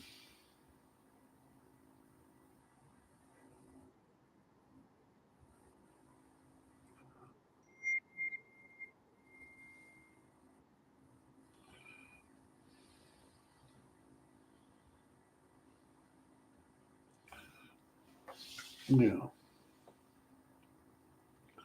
I think these shows are more for refining the technology and format. This feedback is good. Yeah. Yeah, you're talking about specifically the shows I'm doing right now. And yeah, I agree. It's for me, it's figuring out the camera angles. And of course, Pidge gives me a lot of advice. He used to teach classes in this sort of stuff and worked in the news and broadcast industry. So he knows a lot of stuff. And he gave me tips about the lighting and different things I could do that I'm not doing yet. And so plan your shows, have a topic, stay on it for a while. Right. Um, that's what he's posting in the Facebook chat, and he's right about that. Right now, I'm just sort of feeling my way through and figuring out what areas I'm most comfortable or confident talking about. A lot of newscasters, there's a stereotype that they're vapid, maniac, narcissistic. You know, the character on Mary Tyler Moore or Les Nessman is another. Um, his own sort of egomaniac. But those guys, they are totally divorced from the news and the information. They're really good at reading it. Um, and I don't know if I think your content should be like how they do their live streams, but picture them with hecklefish instead of or some ungodly creature that's Heckler Fisher, Art Bell, Howard Stern. I think that's the format you should go for. So maybe I should have like Rush Limbaugh's rotting body, the rotting body, resurrected zombie Rush Limbaugh with a big stinking cigar that pops up and starts talking.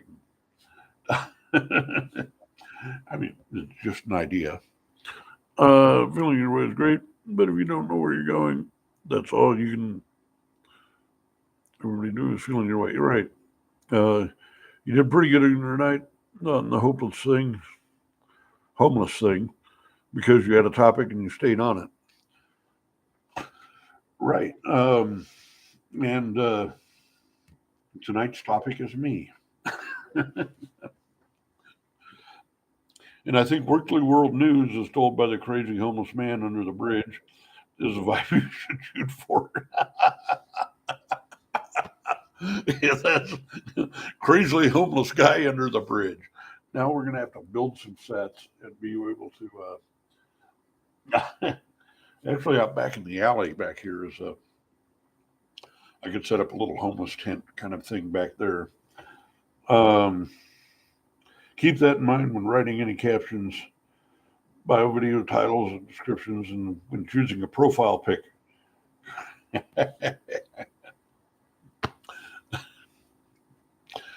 Yeah, crazy homeless man under the bridge reading the news, like the homeless guy's angle on things. That that was pretty good.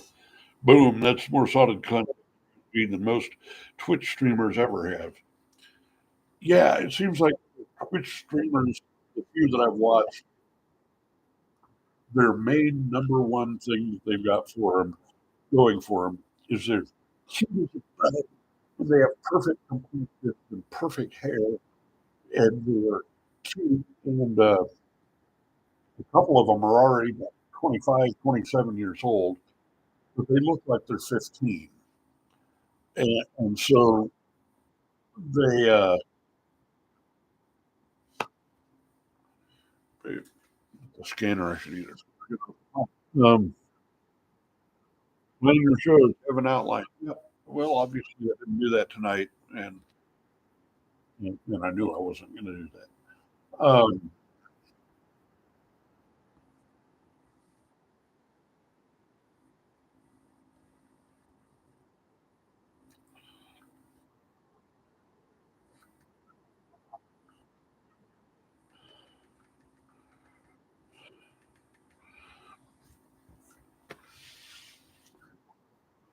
I hate to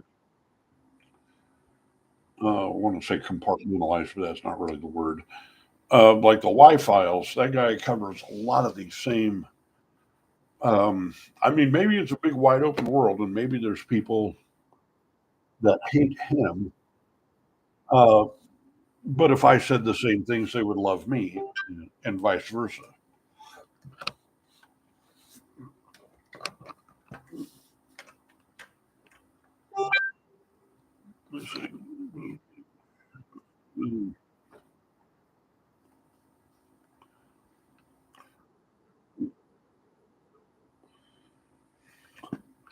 La da da da dee, la da da da.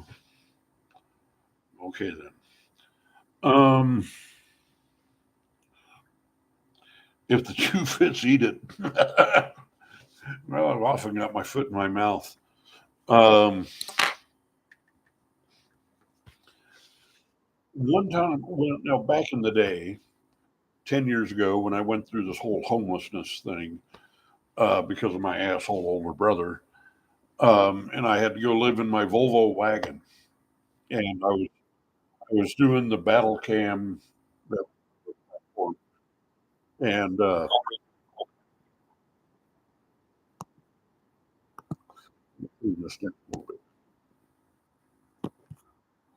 and a friend of mine, Dave from Dave's TV, and he used to be quite a broadcaster down in Texas, the same place where UTech moved to. Um, he told me that I should, because I broadcasted a couple of times from the back of my Volvo as I was under the covers shivering. Uh, and he was like, that should be your thing. You should webcast being homeless in a car. And now there's tons and tons of people that are like van dwellers and the van life thing is pretty huge on YouTube. And I watch some of those guys that they live in their vans and they drive all over the country and they show you the different adventures and different places they go. And that's all pretty cool. But at this point, I don't really want to go live in a van, but I could fake it if I get a van. And I was thinking about this actually last night. Um, if I could get a van that I could park somewhere and kind of leave it parked and have a like a little fire just outside the door and maybe have my cat scrolling around and I could sit there and act like I'm a homeless guy. Maybe have people come in and visit and Mr. Rogers neighborhood type of thing. Um, Invited Van Dweller and you couldn't do much worse. Right. Put your goddamn computer in front of you where you can see it.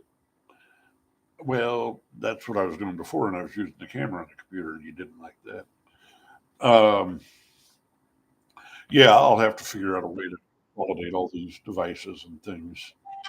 Um, it's a character I know you play well because you turn it on when you interact with me, Skeeter. And if more people saw how funny you can be when you're being absurd and not confrontational, it's going to go a long way. Well, might be a good point there. Um, I got another message from my what should I call her? My web director. Um, it's going to go a long way. I think the whole you catch more flies with honey thing. I'm not sure I know how not to be an asshole, but yeah, well, I don't know. That makes sense. That yeah, give that a thumbs up. Um, Thanks. The homeless guy, but yeah, I could. I mean, I'm in the search for a vehicle, a car, and I'd love to get some sort of van, and I could set up the inside of the van so I could webcast from there and then just drive it around different locations. Um, at right now, I don't really want to go live in a van um, because there's not enough room for all my stuff. But I mean, I could kind of play one.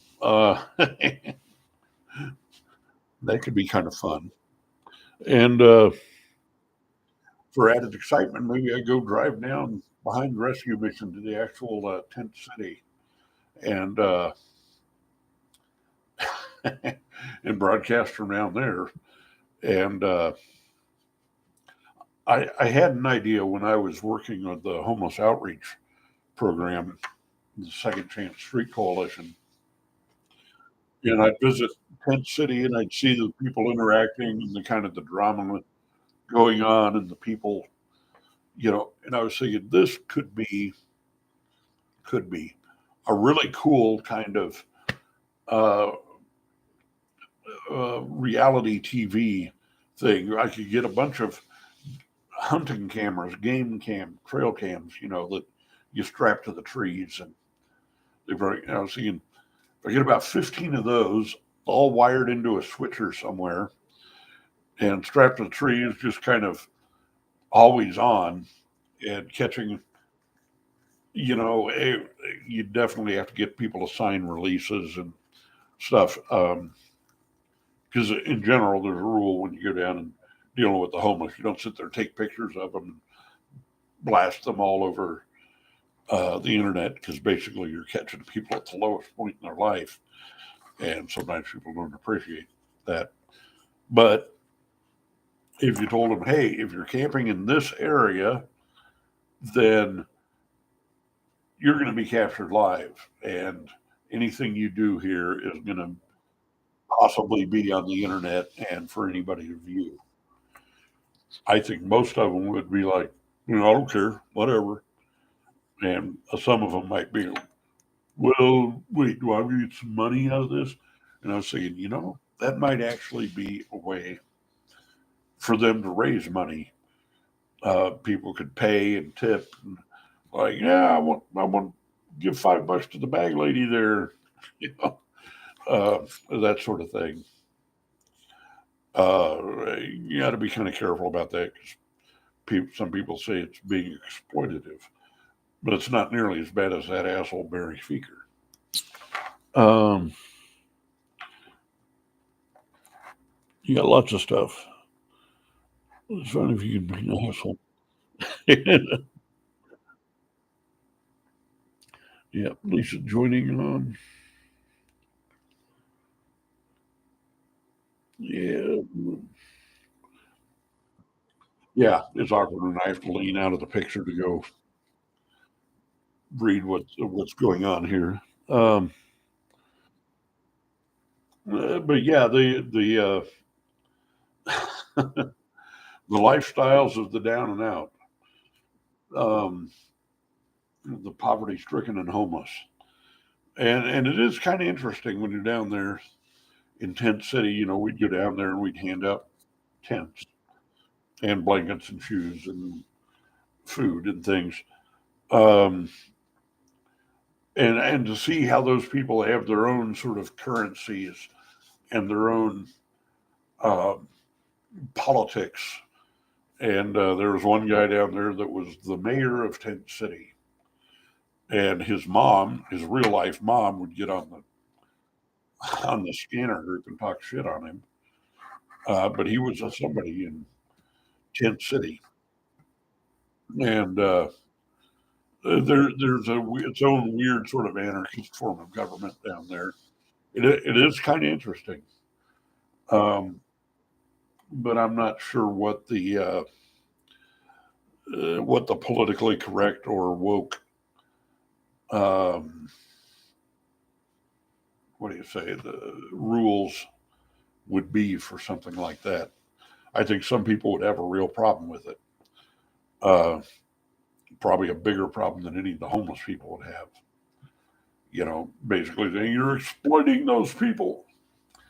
But if they're getting something out of it, if they're getting a big cut of money, whatever money it might make, then I say, hey, that's a good thing. And it also will get people aware of what those people go through and how they live, and how they survive. And, 'cause you got a lot of people that are like, oh, those homeless people, they're all just a bunch of beggars. Like that asshole city councilman we have, like, we don't need to give them $1 million and build all this whole housing and stuff. What they need is jobs. We just got to get them some jobs. It's one, providing jobs is something that Topeka does not do well in the first place. The jobs we do get here are almost by accident, or in spite of the efforts of the Chamber of Commerce. And a vast majority of the homeless people are mentally ill. Um, and if you were on the factory floor next to some of these people, especially if your job involved like a box cutter or anything that can be used as a weapon, you really wouldn't want to be next to them. And it's not because they're horrible people or anything like that. It's because they're crazy and they're prone to psychotic breaks. Some of them are schizophrenic. They forget to take their medicine one day and they come in and, you know, lose control and it can get ugly. Um, so, a lot of those people, you just have to say, okay, they are mentally ill to the point of having a disability. Here's your crazy check.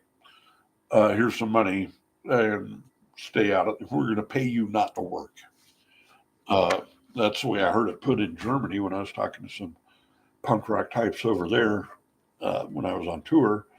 They were like, yes, our government actually pays people not to work.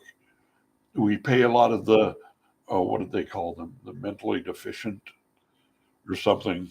They were polite about it, but basically what they're saying was the people that are too stupid to work or the people that are uh, mentally ill have problems that are beyond their control. And it's just like you're not doing anybody any favors by making those people work. Um, it's far cheaper in the long run to just give them a check, pay their rent, put them up somewhere, and you know, uh, and leave them alone. Make sure they have access to medication and some sort of supervision as far as their meds and their psychiatric treatment and therapies. Vallejo here in Topeka, they're really falling down on the job, and they are in cahoots with the rescue mission.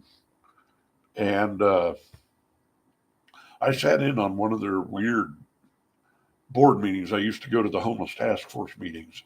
And then right after that, they would have a meeting that was like between Vallejo and the rescue mission. And they talked about specific clients and the way they seem to view and regard certain clients. Um, I thought was kind of like, um, well, they got arrested again, and they were in jail, and so we had to take their medications up to them in jail, and then they got out, and they just turned right around and get arrested again.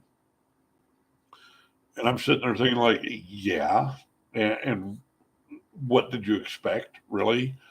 Um, he's, I don't know, just kind of dismissive of them. It was just sort of, it was really disappointing to see that sort of the inner workings of Vallejo and the rescue mission.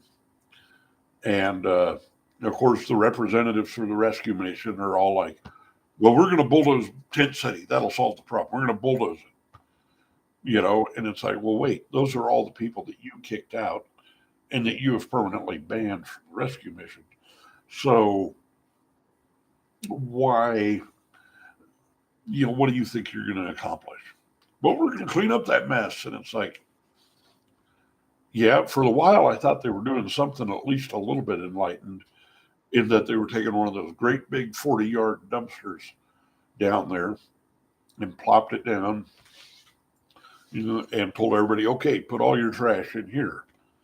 And that kind of worked. People were sort of putting their trash in, but they were also digging like trash out of it. Like, ooh, look at this piece of plastic. This is a great piece of plastic. Um, and I can make a bed out of this, a hat, a brooch, a pterodactyl.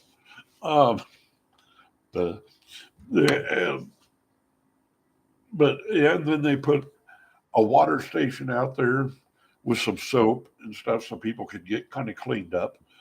And then they had a couple of Johnny on the jobs so these people weren't just shitting behind their own tree, or wherever. And I thought, okay, that's kind of a step in the right direction. that's doing a lot for sanitation. Of course, somebody has to pay for that, but I think the cost is fairly minute compared to a lot of things. And then somebody decided that we just don't need to spend that kind of money on the homeless. Giving them a water station and a Johnny on the job. Oh, but look, they trashed it. That one guy went in there and threw up all over the place. And it's like, yeah, and that's different from what festival, you know? Yeah, people are pretty piggish. What do we got going on here? Like some decent people I've been heard to say there, but for the grace of God go I. Yeah. And yeah, that's one thing a lot of people don't understand. Somehow my little tripod here sank down. Um, there, but for the grace of God go I. I don't know. Is that a biblical thing or is that a Shakespeare? Where did that phrase come from? But basically, it's like that could be me. And like I was ranting the other night about how all of us are just a paycheck away from being homeless. A big storm uh, could come through and wipe your house out or knock a tree into it. Or the city could show up and say, oh, we're going to condemn your house because somebody wants this real estate for something else. Like people we know that lived kind of in the Polk Quincy Viaduct area suddenly found their house, family home condemned, and they were forced to move out and they had to move to the rescue mission, which they got kicked out of, and had to go live in the tent city while the city condemned their house and walked in and seized the property and then bulldozed it because somebody has plans for that Polk Quincy Viaduct project. I've heard of several cases when I was doing the homeless outreach thing. Um, I talked to people and they were like, there's one kind of older couple, um, kind of redneckish, kind of middle American type, but they, oh, we had our own house. We had our own place. It was over there on just a couple blocks from where I am now, Harrison Street, I think.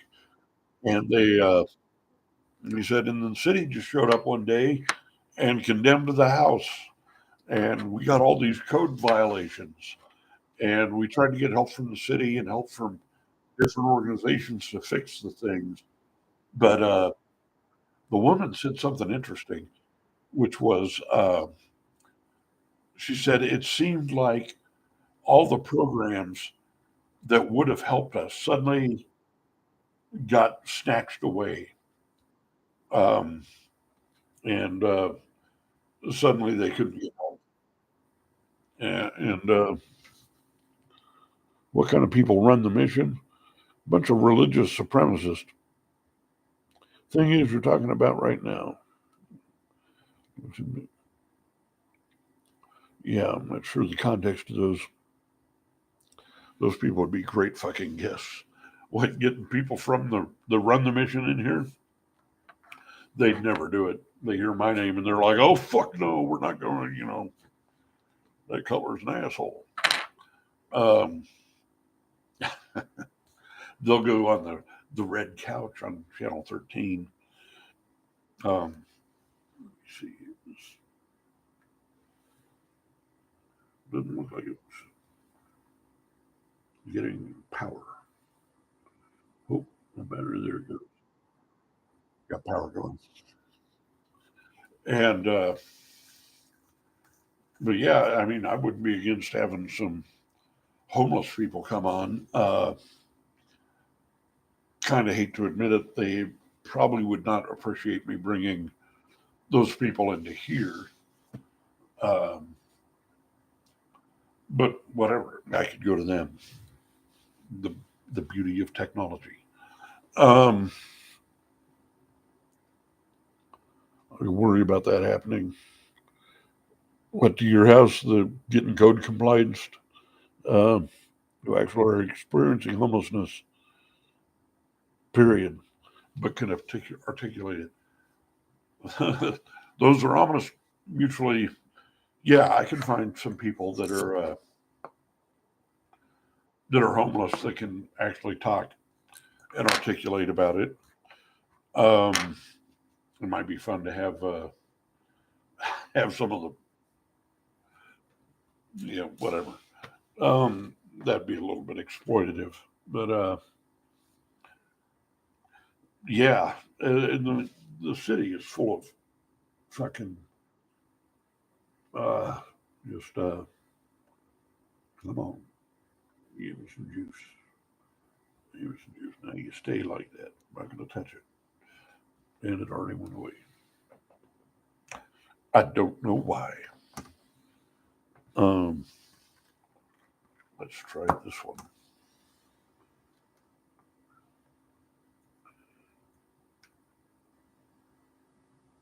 There it goes. That looks like it's working. Um, you give a shit why they don't have to be crazy. I mean, having to get a mortgage with the city, right? There's a there's all these older houses and people that are just barely making it, getting by, and the city likes to come by and like, oh, your foundation is, oh, your roof, your porch doesn't look right. Oh, it's not pretty. You didn't plant the right petunias. Um, and then you have to scramble around and try and find the money to fix the things.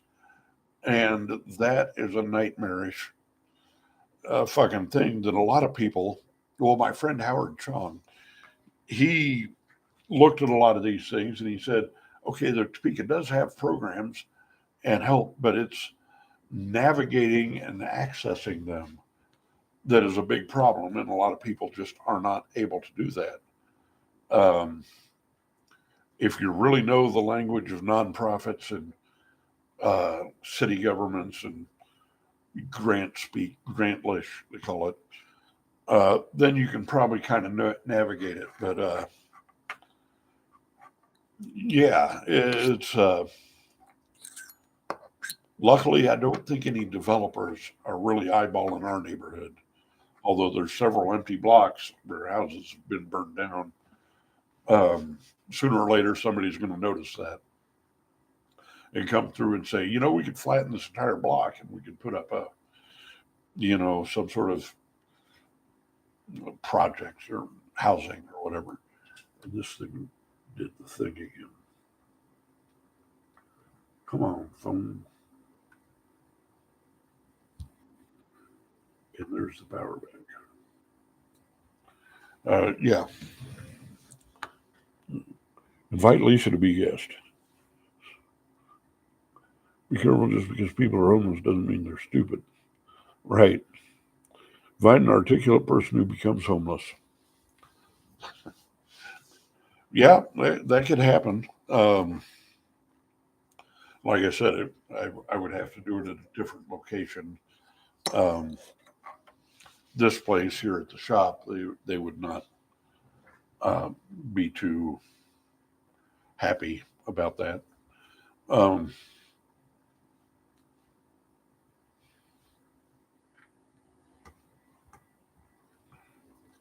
I hope things. Well, that's 100% charged, and it's getting charged. Well, why isn't this one? Decorative Live. Hello? Yeah, somebody's followed me on Twitch. Yay, I'm Twitch famous. Um, oh, and they left a big old comment. Hi, I want to offer promotion to their channel. Viewers, followers, better lower than any competitors. Oh, they want me to pay. I don't know that I'm going to pay anybody to promote me on Twitch. It just seems like throwing bad money after bad money. Sorry. But Yeah. She's not homeless. Why? Um, because the city hasn't caught up yet. Um, yeah, I mean, that can change overnight.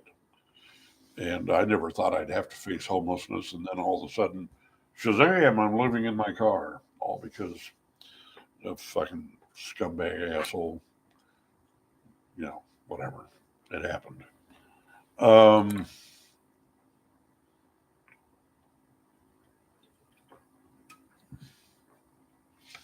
yeah, I could.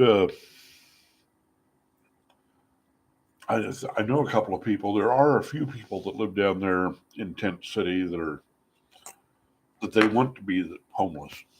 They want to be off the grid. They don't want to live in a house, and they don't want to pay rent. They don't want any of that stuff. They're happy to live in a tent, and I can dig it. And I think it's a human right. Um,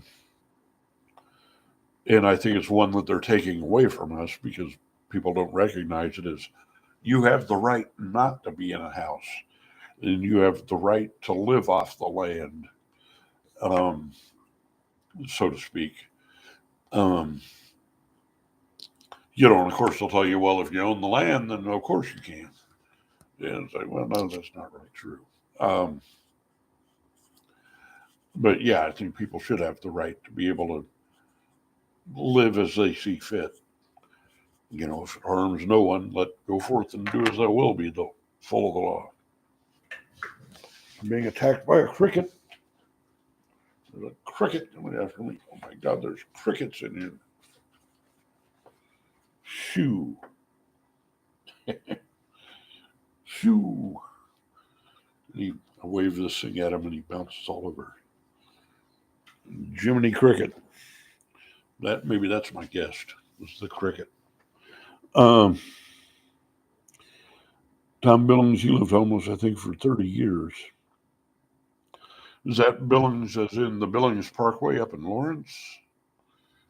Or somebody else? Fuck all that. They're living the way they want to live free. So why is that bad? Um, yeah, well, there's the people out there in charge of things that are making up the rules. You have to live in a house. You have to have running water. You have to have this and that. And I think it's very legitimate for somebody to say, no, I reject that. I don't want to live that way. I want to live in a tent in some back 40 out of the way area and just be left alone. And and I think that's legitimate. Um,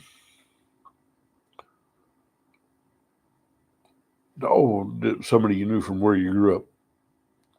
Stay fucking on task. I'm not fucking anything. Um, so, well, where did I go off task? I was talking about homelessness. That was sort of part of the plan anyway. Um, Hannah's been homeless 14 years. Tried to get her housing. Yeah, there's some people that just, if Hannah's the girl I think she was, she's kind of a mess. And part of it is a mental illness thing. And they, for whatever reason, they just don't want to do the things they have to do in order to stay homed and housed.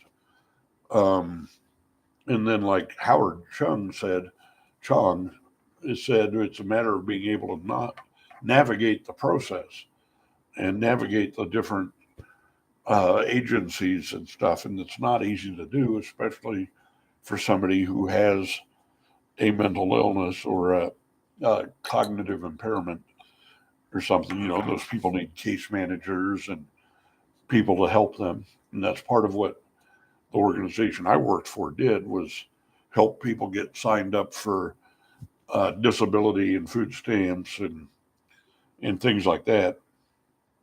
And For some reason, Barry Feeker just hated that.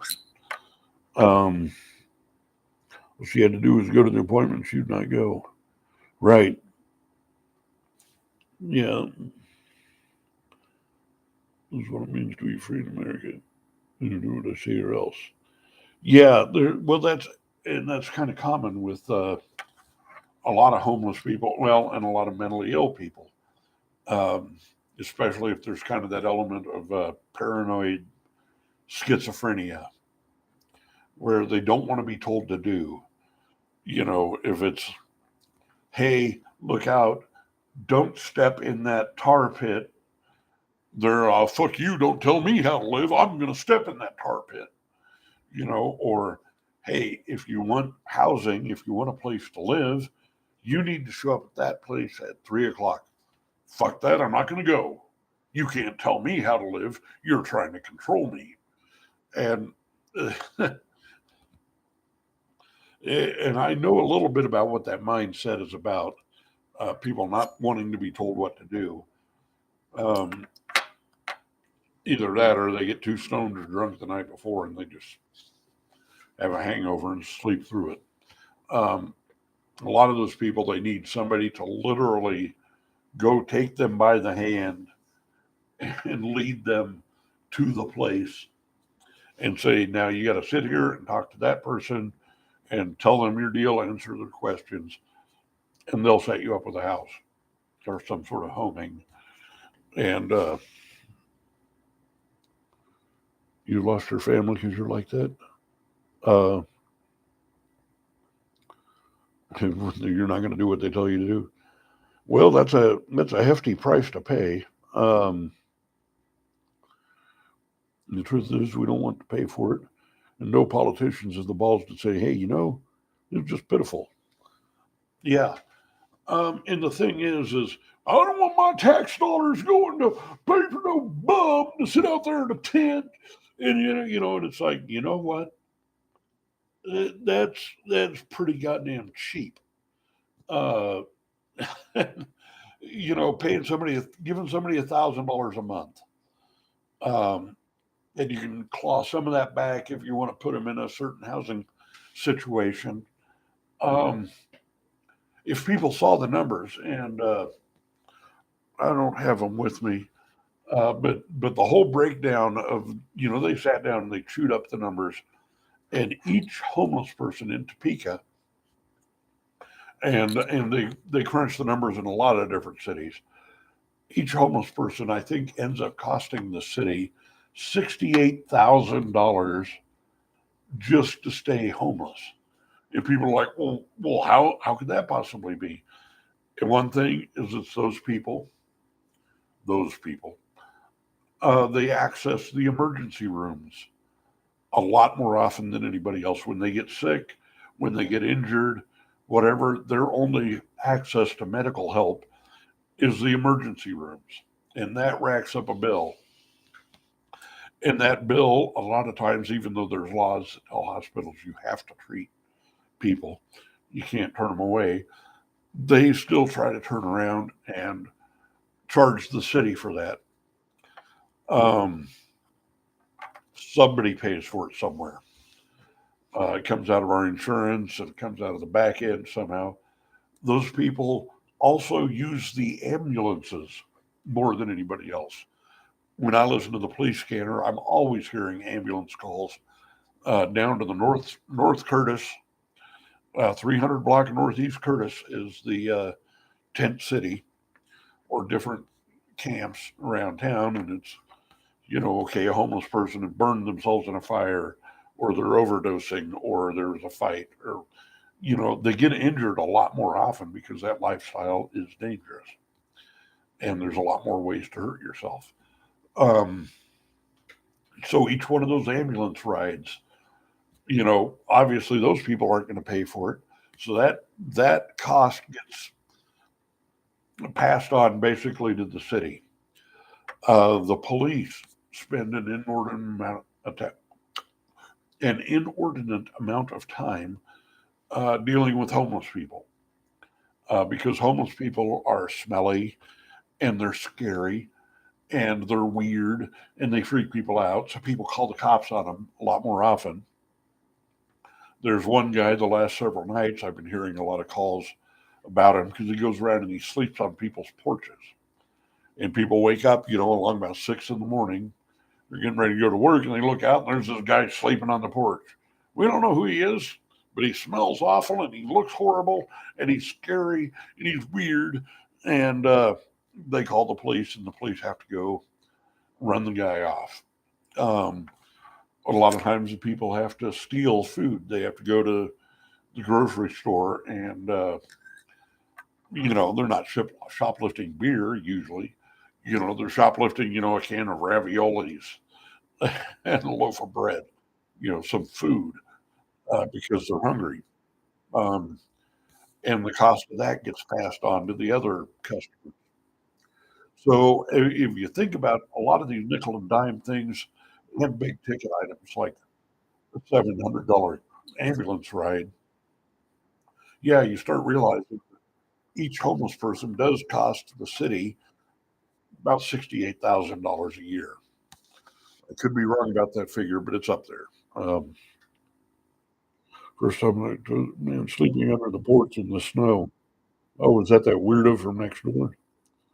They will not go to the hospital to come to me. Back to them.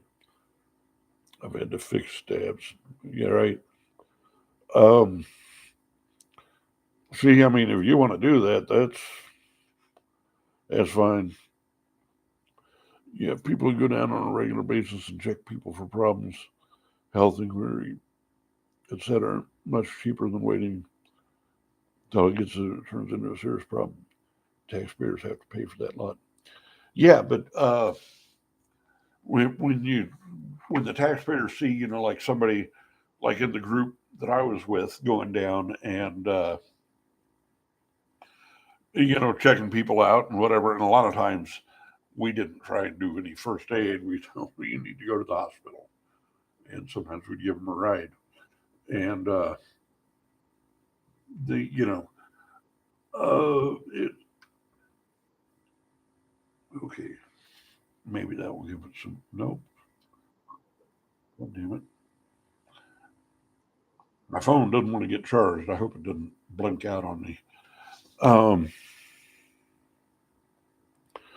yeah, that guy. Well, you're much more gracious and giving and generous than I am. I've got some of those people who are like, and it's a real debate uh, whether you're enabling somebody or you're really helping them, or are you just helping them maintain a destructive lifestyle, or and that's all on a case by case basis. And for me, I don't have the patience, especially for guys like that guy from next door. Uh, you know, uh, but whatever. I mean, somebody's got to do it. You know, what did I do there? Why did I do that? I don't know. Yeah. So,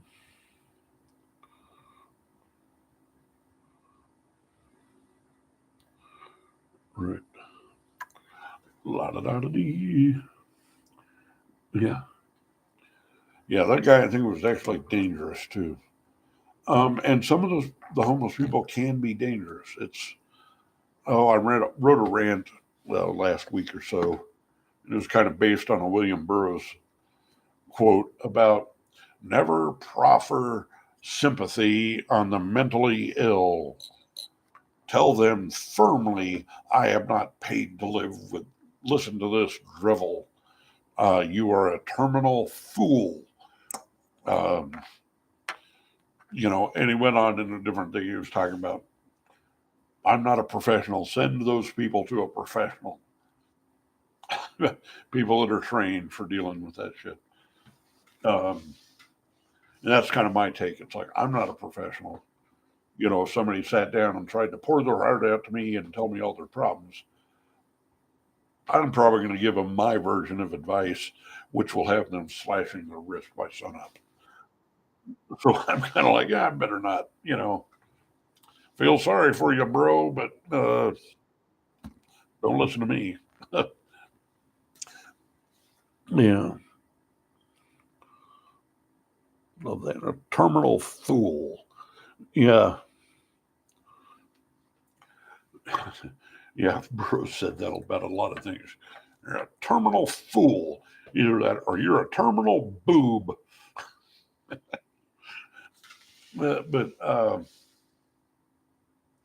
yeah, with the outreach thing, with what we were set up to do, we couldn't administer any sort of first aid or and the problem is if you fuck it up and the person gets worse or ends up having to have their arm amputated or something, um, they can come back and sue you for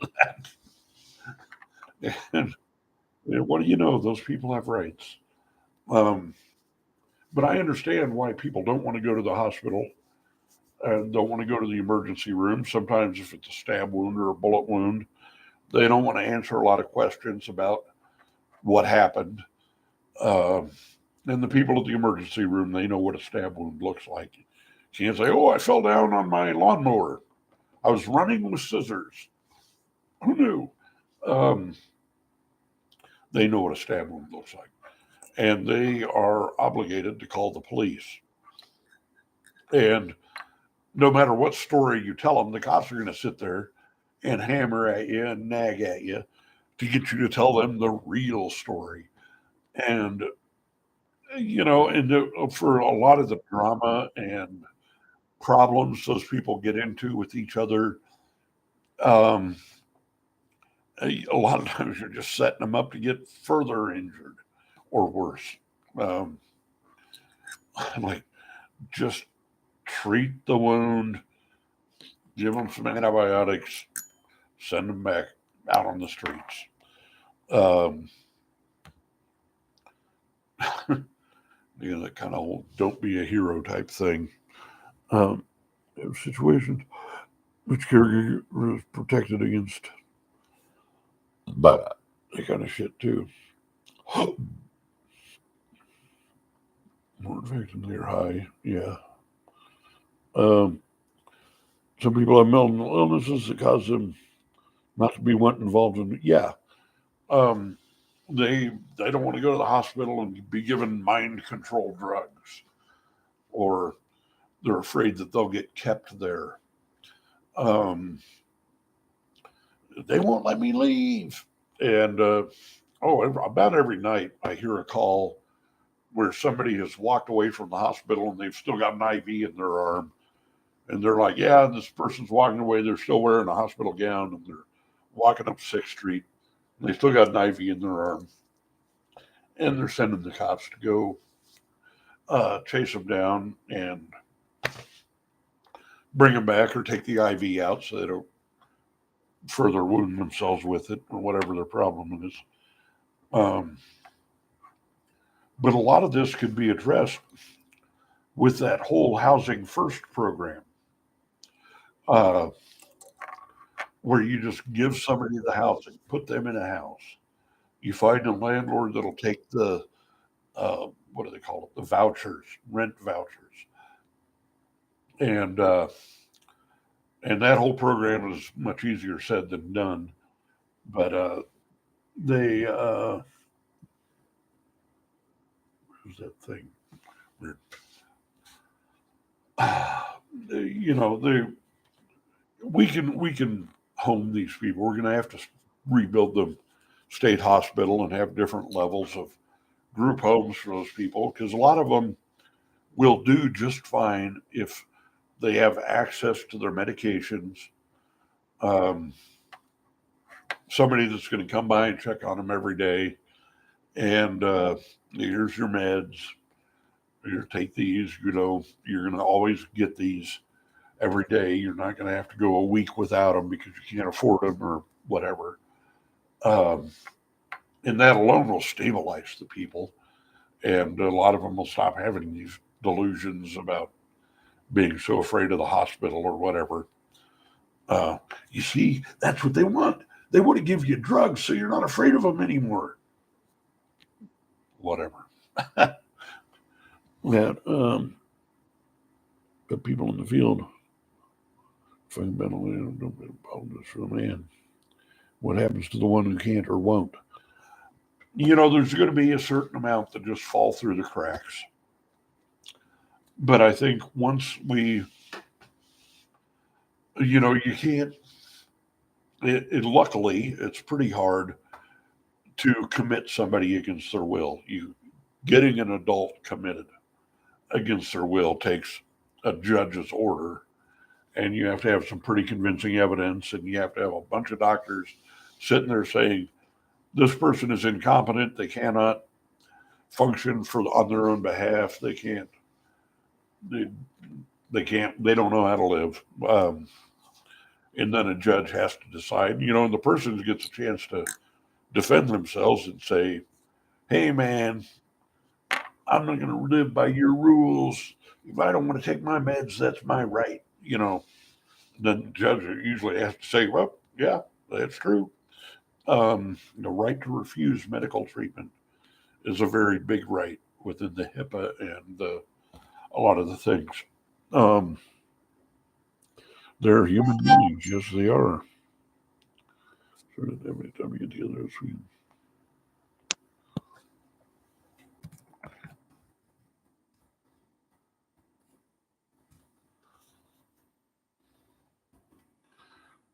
see if I can coax somebody on the viewing. Uh, Stop being an asswipe. Who, me? And some can quit self-medicating.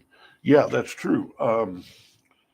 That's part of what they found with this housing first thing is once they get somebody into stable housing where they're not in this constant survival mode and they have their food insecurity is they get their EBT card and there's a lot. It's impossible to starve to death in Topeka, Kansas. There is food. You just have to go look for it. You just have to get it. Um, but that's a problem for some people, getting to the food and getting to the resources. But if they get it um, in their little house and their apartment, whatever it is, and they get their food, so they're not constantly in this frantic survival mode. And then what they found out is once people can kind of settle down, that they what was I going to say? That they start seeking treatment for their addiction problems, and they start seeking psychiatric help and stuff on their own, usually. But you let them know that help is there, and that you know that they can access it, and you show them how to access it. And sometimes it doesn't happen all at once. Sometimes people take 6 or 8 months to kind of stabilize. And yeah, you're agoraphobic. Yeah, put people in the dick field with them to treat them, to visit them, look after them. I'm not sure I understand what you're saying there. Sometimes you just have to realize that there will always be people like this, and you're going to have to find ways to deal with them in a mean Christian manner. Right. Yeah, like I said, there's always going to be some people that fall through the cracks, people that refuse to go. Um, okay, there was a guy, his name was Robert, and he lived on the streets of Lawrence for years and years. I don't know if he's still alive or not. I haven't seen him for a long time, but you would always see him out on Nass Street. He'd sleep on the sidewalk. Um, he's kind of like that story, The Beautiful Mind. Apparently, at one point, he was a brilliant mathematics and physics professor or student. And then he had a psychotic break and went nuts. And you'd see him out on the sidewalk. They had different words for him, names for him, like snail herder or nerf herder, that sort of thing. Um, and they, but there's a guy that took pity on him and started taking care of him and helping him out. They got him set up in his own apartment, his own little space in the house, and like, okay, you don't need to sleep on the sidewalk. You can go live here, and they'd help him get Bert Nash is Lawrence's version of Vallejo, and they'd get him there for different medications and stuff. But he would end up just getting up and walking out of his house, sometimes just leaving the door open, and he'd go downtown with his blanket, and then he'd sleep on the sidewalk in front of the replay. And sometimes the cops would have to come, and they'd arrest him, and he would shit on the cops. He would shit in the back of the police cars, and they'd have to take him to jail so he wouldn't freeze to death. Um, so there's always going to be people like that just are so crazy they're just beyond whatever. But if those people don't have to compete with all the other people for resources, for handouts, for donations, for food, in that street survival type of situation, then they'll do better. Uh, they're still going to be homeless, but whatever. So instead of 500 homeless people, we'll end up with 50. Something much more manageable. Um, Looking at this, I remember him. People there in Lawrence treated people with a certain amount of dignity, something they don't do around here. Yeah, true. They called him Simon, Simple Simon. Um, just everyone, there always be people like that. You're gonna have to find a way. Yeah, blah, blah, blah. Yeah.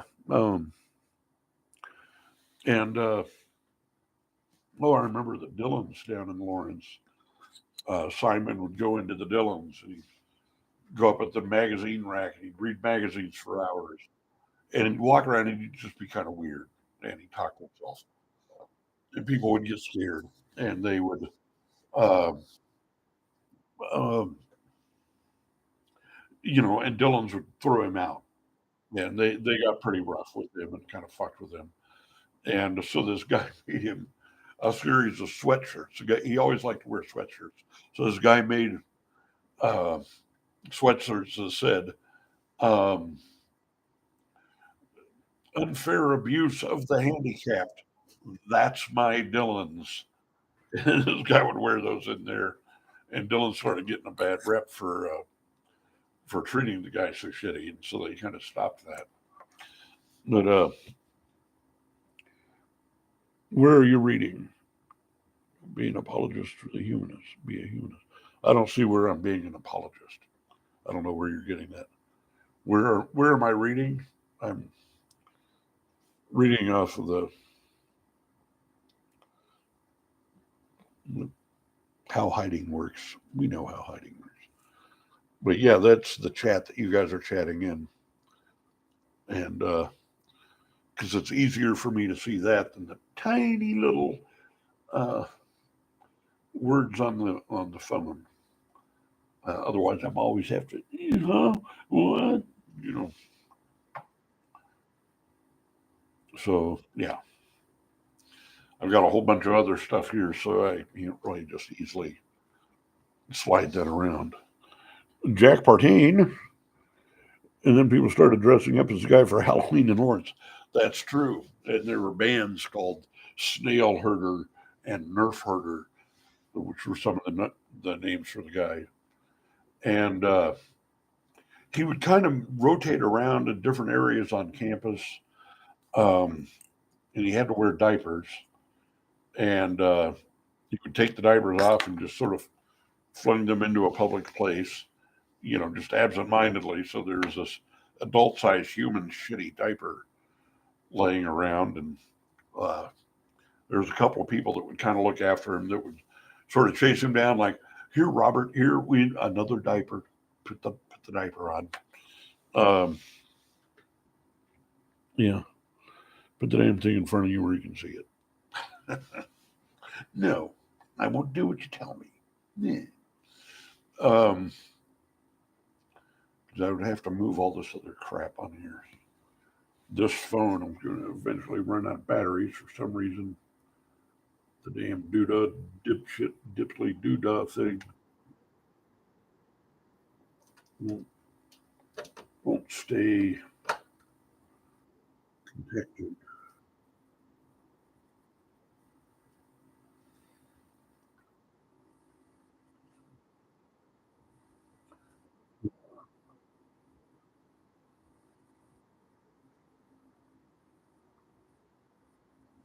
See, here's a scanner call coming through right now. St. Francis. Sounds like they got a homeless person hanging out in the lobby. It's probably getting a little chilly out there. The,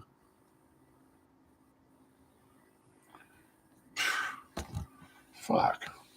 Fuck me. Um, I guess I'll get off. Can't see anyone else. I don't know what you mean by you can't see anybody else on the chat. Vern's in there. Jack's in there. I think he's up past his bedtime. Um, yeah. So yeah, you can get off if you want. I'm not going to help you get off. Sorry. Uh, but yeah, there's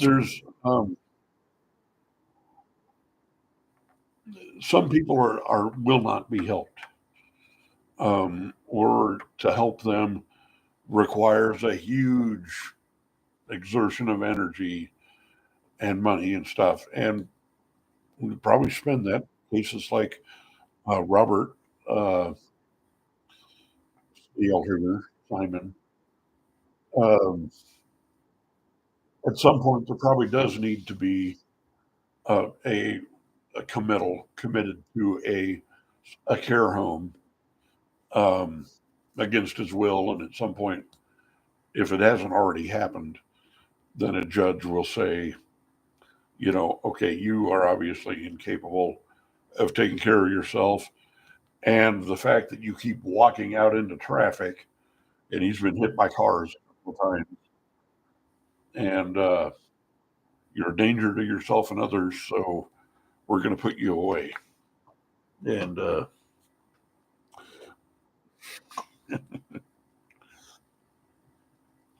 they, so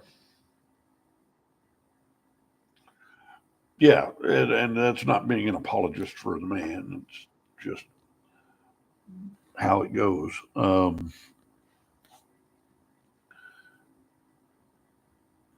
the Housing First program is a good program and it works. And there's people that say, well, it doesn't work 100% of the time, therefore it doesn't work at all. And that's shitty, false logic. Um, and I see conservatives use that they use it on the COVID thing. All the MAGA assholes were like, well, but the vaccines don't work 100% of the time, therefore they don't work at all. Therefore, nobody should take the vaccine. And it's like, how do you argue with logic like that? You just sit back and say, okay, you don't take that vaccine, you go ahead and die, get out of the gene pool, don't have any kids, and keep your bullshit bag of trash existence in a body bag. Fuck you. Um, that's my opinion. Don't want to take the vaccines and help build herd mentality and protect a lot of other people, then fine, fuck you. Go die. Um, whatever. So yeah, the housing first thing would work. And it's funny, after Russell Burton, Dr. Burton, that I was working with, he went before the city and before the homeless task force, and he's like, "Look, here's this program that works in all these other cities, and each one of these homeless people costs us $68,000 a year, but it's only going to cost us about eight to $10,000 a year to put them in their own home and provide some very basic services for them. So that's a huge savings. And people like once they saw the math and the economics of it, they were like, "Oh, yeah, that's pretty good." And all of a sudden, it was funny to watch all the people from the rescue mission, like Barry Seeger, that Broyles, and some of those people were suddenly like, "Oh, yeah, yeah. Well, we're going to do we'll do the housing first. We'll be the ones to administer it. So give us the money, then we will do the housing first, and we will wrap around care for these people and connect them with uh, different resources and things. But give us the money." And it's kind of like everything the mission touches turns to shit. That's the sad fact of it. They they have an 85% failure rate. They've only got about a 15% success rate. All their other little programs where they would take a homeless person and try and get them into a permanent residence and get them back up on their feet, they were failing at that left and right. And I heard so many stories about how they were basically sabotaging people and either on purpose or whatever, because they're poverty pimps. There's a lot of money to be made off the homeless as long as you never actually hear of the homeless. Um, in order to take packing crates from those big ass houses out of them, put that shit up for bid. Yeah, they just heard a bunch of sirens. Um, Stupid is as stupid does. Yeah, there's like I was saying the other night, there's a place down off of Lower Silver Lake Road in Vale. I think it's Anderson Moving Company, and they got a big warehouse and they got all these big moving trucks, and they store things and ship things, and they've got some of those big crates. Every now and then they put them out for sale, and I think they charge way for them, but whatever. Um, there's that place, and oh, I remember when the Mars factory, chocolate factory, was being built. They they had a lot of uh, spare pallets and a lot of those same sort of crates and cases that came in. There's a bunch of them over in Noto that somebody that worked there brought over. They were going to build a stage out of. I think that never happened. Um, but yeah, and even without that, you think about the lumber. I mean, that isn't high grade lumber. That is very low grade lumber. But to build an 8 by 8 foot cube doesn't cost that much. You can do it for under $100. And then for a little more money, you can go in and spray the inside with styrofoam insulation or put more conventional insulation in there, whatever. Uh, and put a door on it, hand the person a lock, a little padlock on their door, and like, okay, that's yours. Um, you could set up a couple of batteries in there, of course, to use the kind of batteries that would work the best. Those batteries cost about $1,000 each, and you'd need two or three of them. But you could put the solar panels on the roof charging those batteries, and there's a lot of smaller solar devices. One thing homeless people really need is a place to plug in their phones and to charge their electronics. Um, Homeless people have phones and they use their phones and they need to. That's some people. I saw that person had a cell phone. Ooh, a homeless person with a cell phone. They're using the system. they're abusing my tax dollar.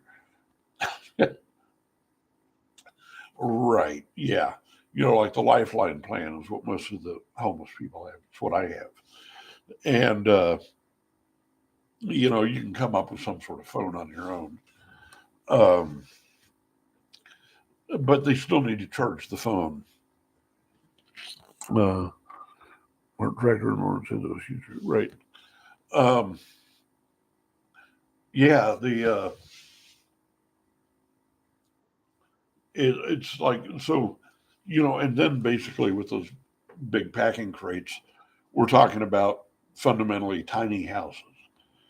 And I've seen people like, oh, look, we built this tiny house for $8,000, and it's got 300 square feet. Whoop de doo. And it's like, what? And you look at it, it's kind of like, what the hell is $8,000 for that? What, huh? You know, um, I could have built that for 500. And, I suppose if you're paying some top notch construction guys and carpenters to do it, then, you know, uh, maybe it gets up to $3,000, but what a joke. Um, so yeah, it's the thing is we can house these people. Um, I like the idea of tiny houses, but so far what I've gathered from actually looking around how it's worked in other places, in the long run, it's not that great. It basically turns into the tent city, and people still accumulate all this trash and garbage, and uh, it's not very pretty, um, unless it's very tightly controlled and micromanaged. And one of the fears when Barry Feeker and the rescue mission started talking about starting up a little tiny house community right there next to the mission, a lot of the people living in the tent city really didn't like the idea, because the reason they're living in tent cities is because they couldn't stand Barry Feeker, and they couldn't stand living under his thumb and under his rule. So they were automatically not ever going to get into any of those tiny houses. But at the same time, they would have used that as an excuse to bulldoze all the tents and bulldoze Tent City and run all those people out. It's a pretty fucked up thing. Um,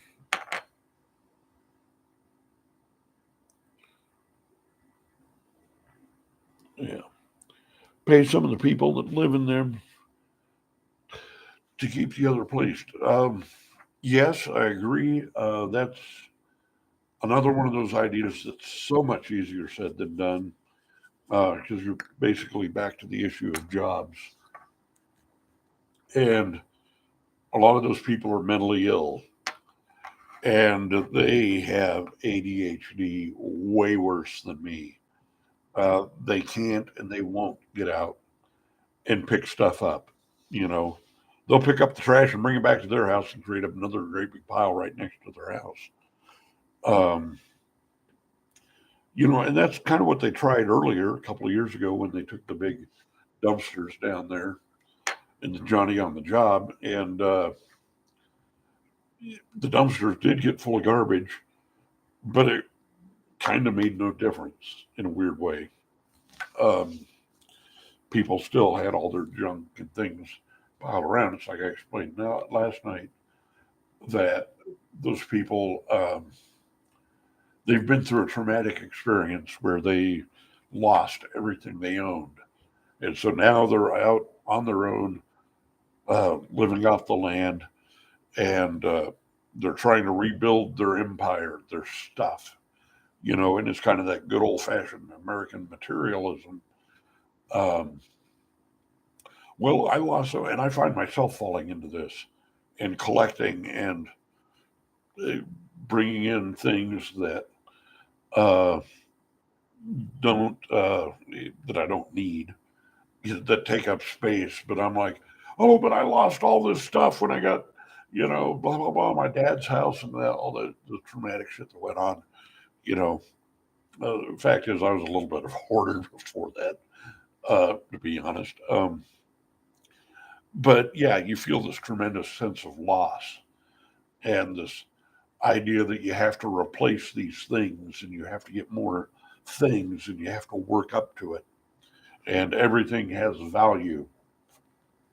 There was a thing going on, I don't see it as much anymore, um, but trash cans, you know, and Dr. Burton told me, oh, yeah, those things have value. And I'm like, it's a trash can. But we're talking about trash cans like everybody has that are on a wheel and have a lid.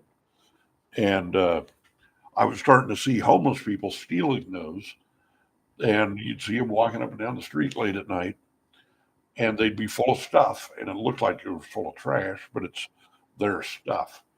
And sometimes they even use those trash cans for shelter. If they're not a real big person, they lay them on their side and they can kind of curl up in there. And that kind of gave me an idea, not a new one, but like you were talking about the little igloo things made out of that foam stuff. If that was on a fairly rigid board with some wheels that they could wheel around, then lay it down and sleep in it and keep their stuff in it. One thing the cops caught on to was it weren't necessarily homeless people, but a lot of the tweakers and thieves and stuff.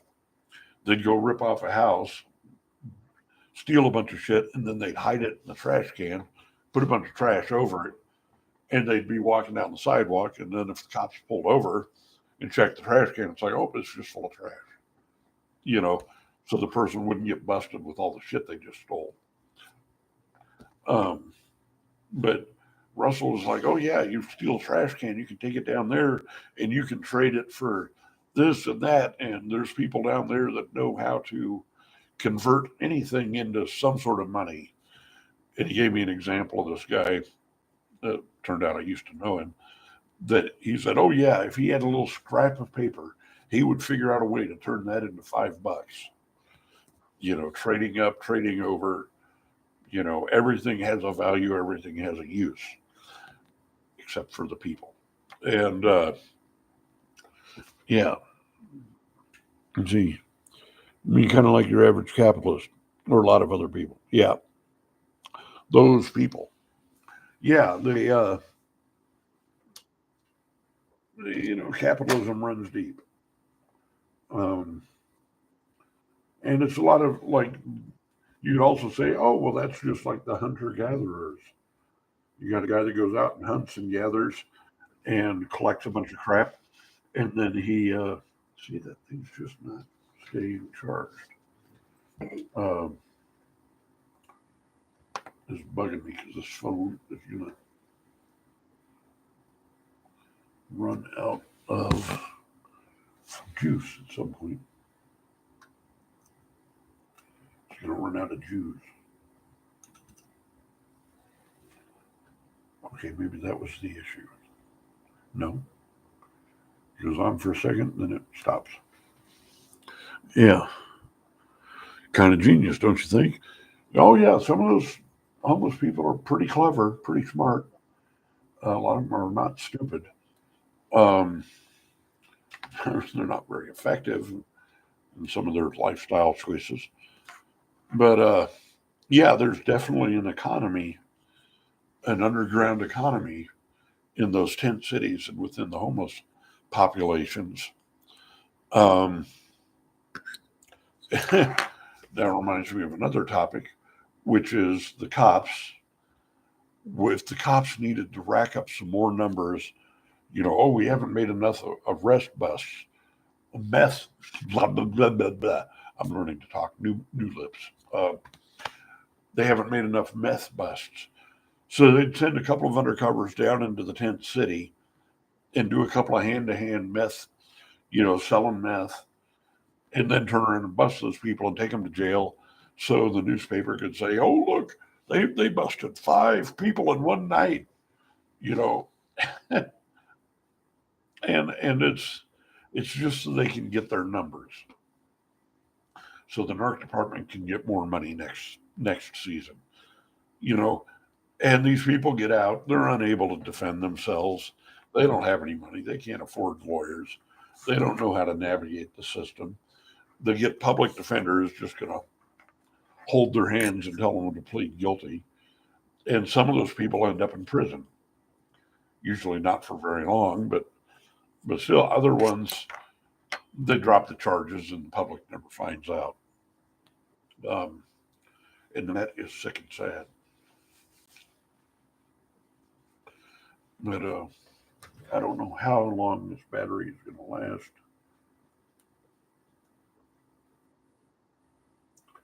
For some reason, it just doesn't.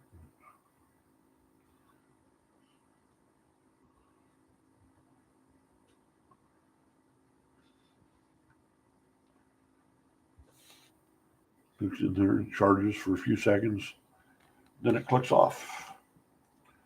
What is the deal? Let's try it this way. Now it's on for a few seconds, and now it's off. What? What is the fuck? Yeah.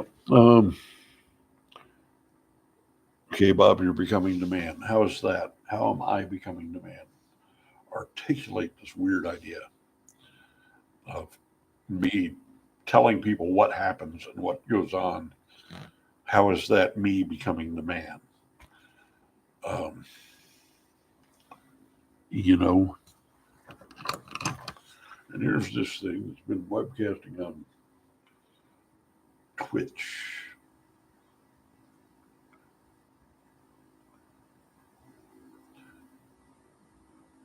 I can unplug that.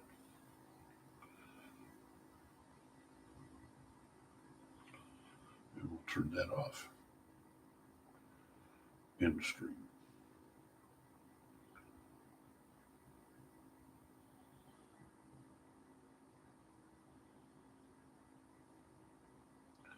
Thank you for your feedback. Okay. Let's see if this works. It is 2:20 a.m. Okay, now that stays charging. So it looks like that's a problem with my phone. So be it. Um,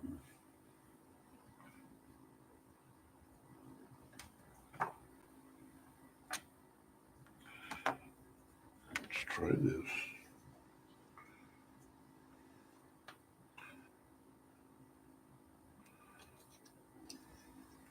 Yeah, I got to get a little more orderly method of this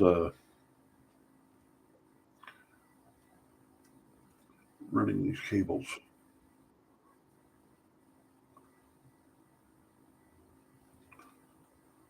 Okay.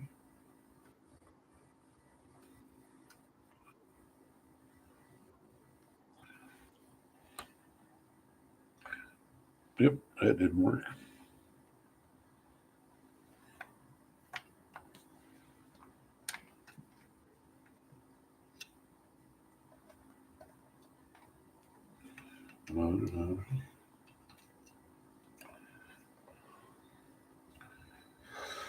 Believe it or not, this is part of the learning curve that will allow me to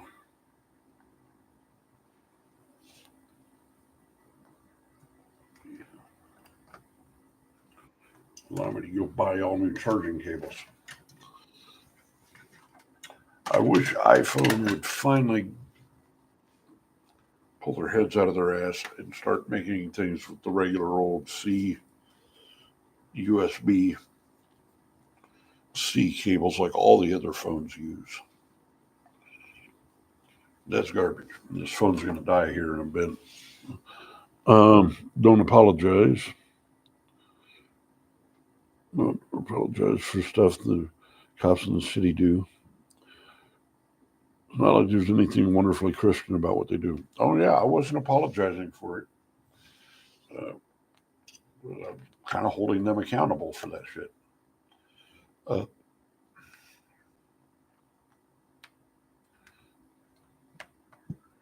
Because fuck the police. And lately on my scanner group, we've had people coming on. Oh, well, you don't know what you're talking about the cops and the things that cops don't do these horrible things you're saying. It's like, yes, they do, and you're an idiot if they think they don't.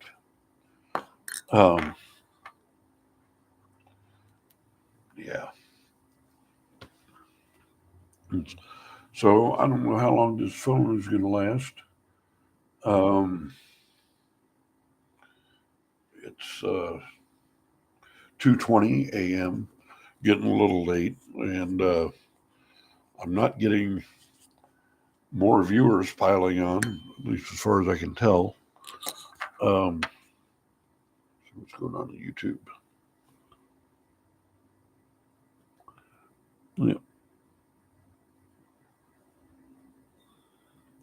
Somebody came on, gave me a peace sign and a heart, and then they left. Somebody, hey, if you're watching me on YouTube and I'm pointing at you, go ahead and send me a message. Type something in the chat there. And once again, a night goes by where I did not build my Tesla radios. And I'm getting a little bit tired.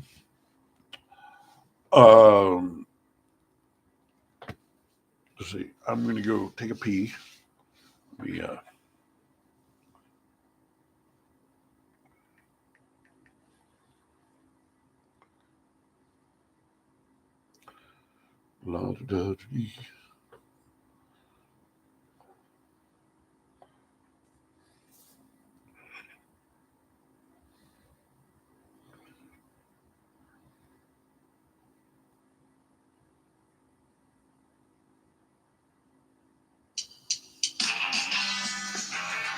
I'll play this while I go to the bathroom. I'll be right back.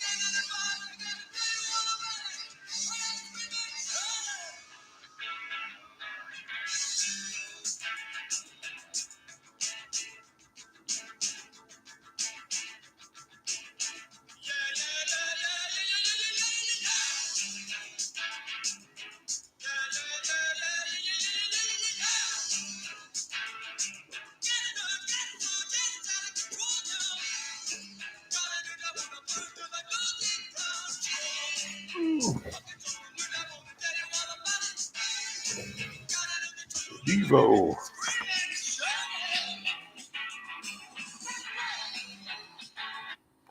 Yeah, Uncontrollable Urge. Love that band. So here we are, getting close to 2:30.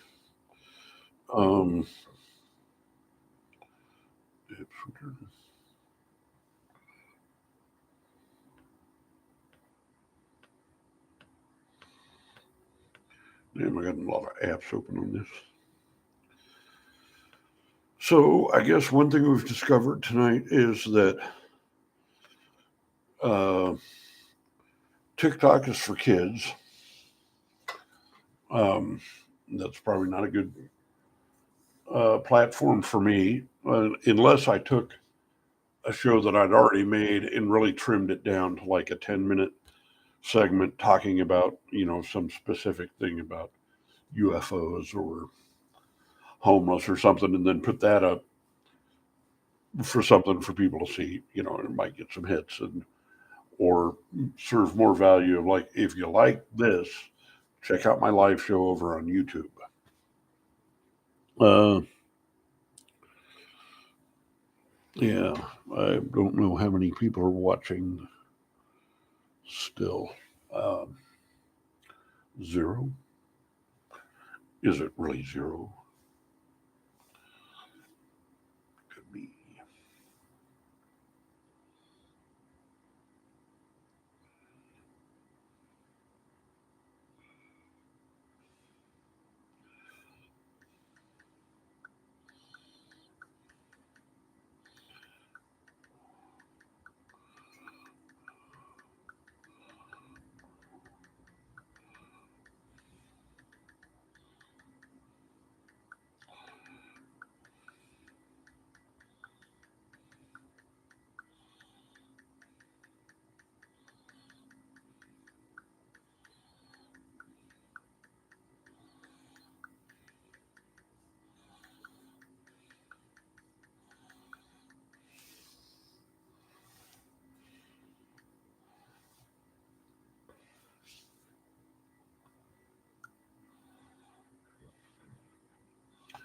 Got some pretty good advice from Drip Crypt about, she's much more on the ball.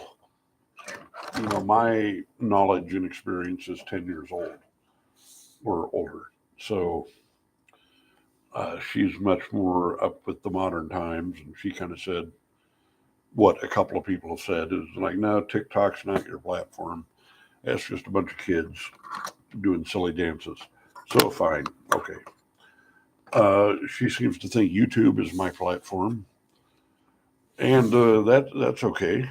Um, I've got a YouTube channel, and I'm paying attention to what she said about uh, crafting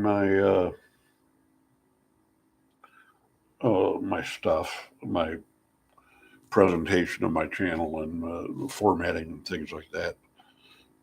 Um, I have to figure out how to do that in a way.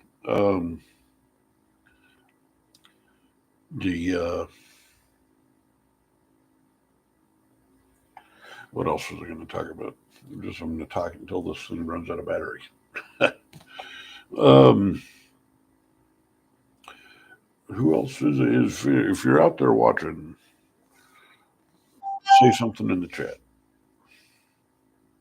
Uh,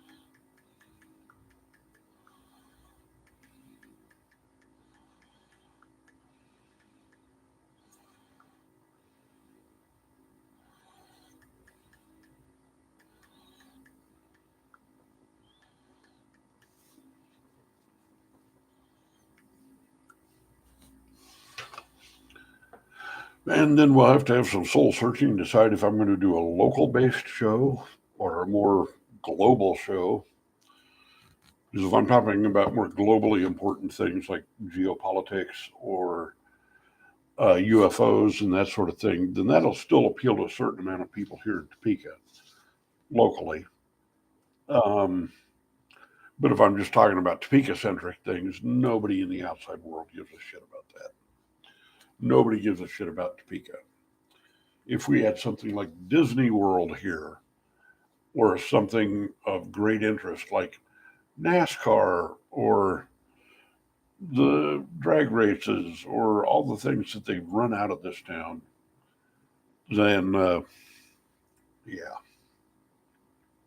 the outside world might care about that a little bit, but I don't give a shit about NASCAR, really. Um, so yeah, it's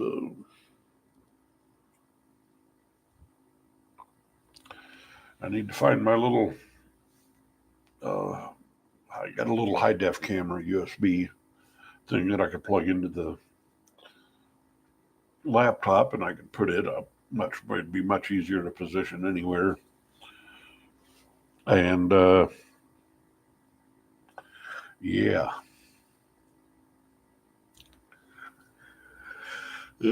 oh, I am indeed getting tired, even with my Arizona iced tea.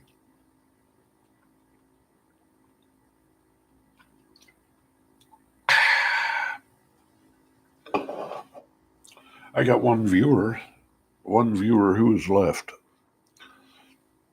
I thought Vern had left. Is that you, Vern? But yeah, I'm really winding down here, and now that's charting.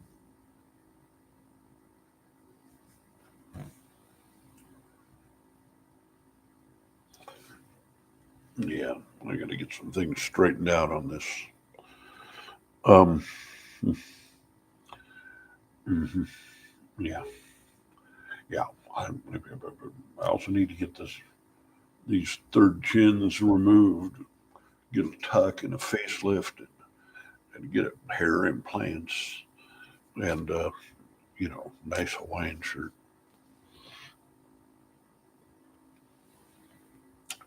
But that's the way it goes. So anyway, I'm going to go ahead and sign off here, and we will pick it up again tomorrow night or whenever. So that's the way it goes.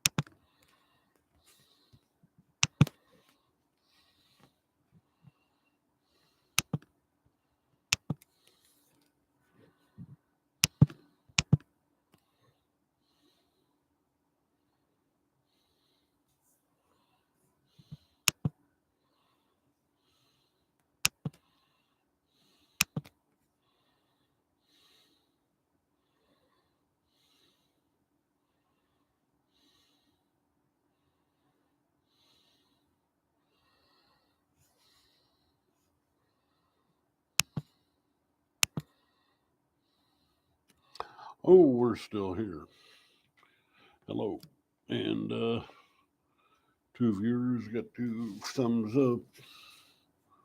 I'm going to give myself a thumbs up. Nope. Okay, well, we're going to end.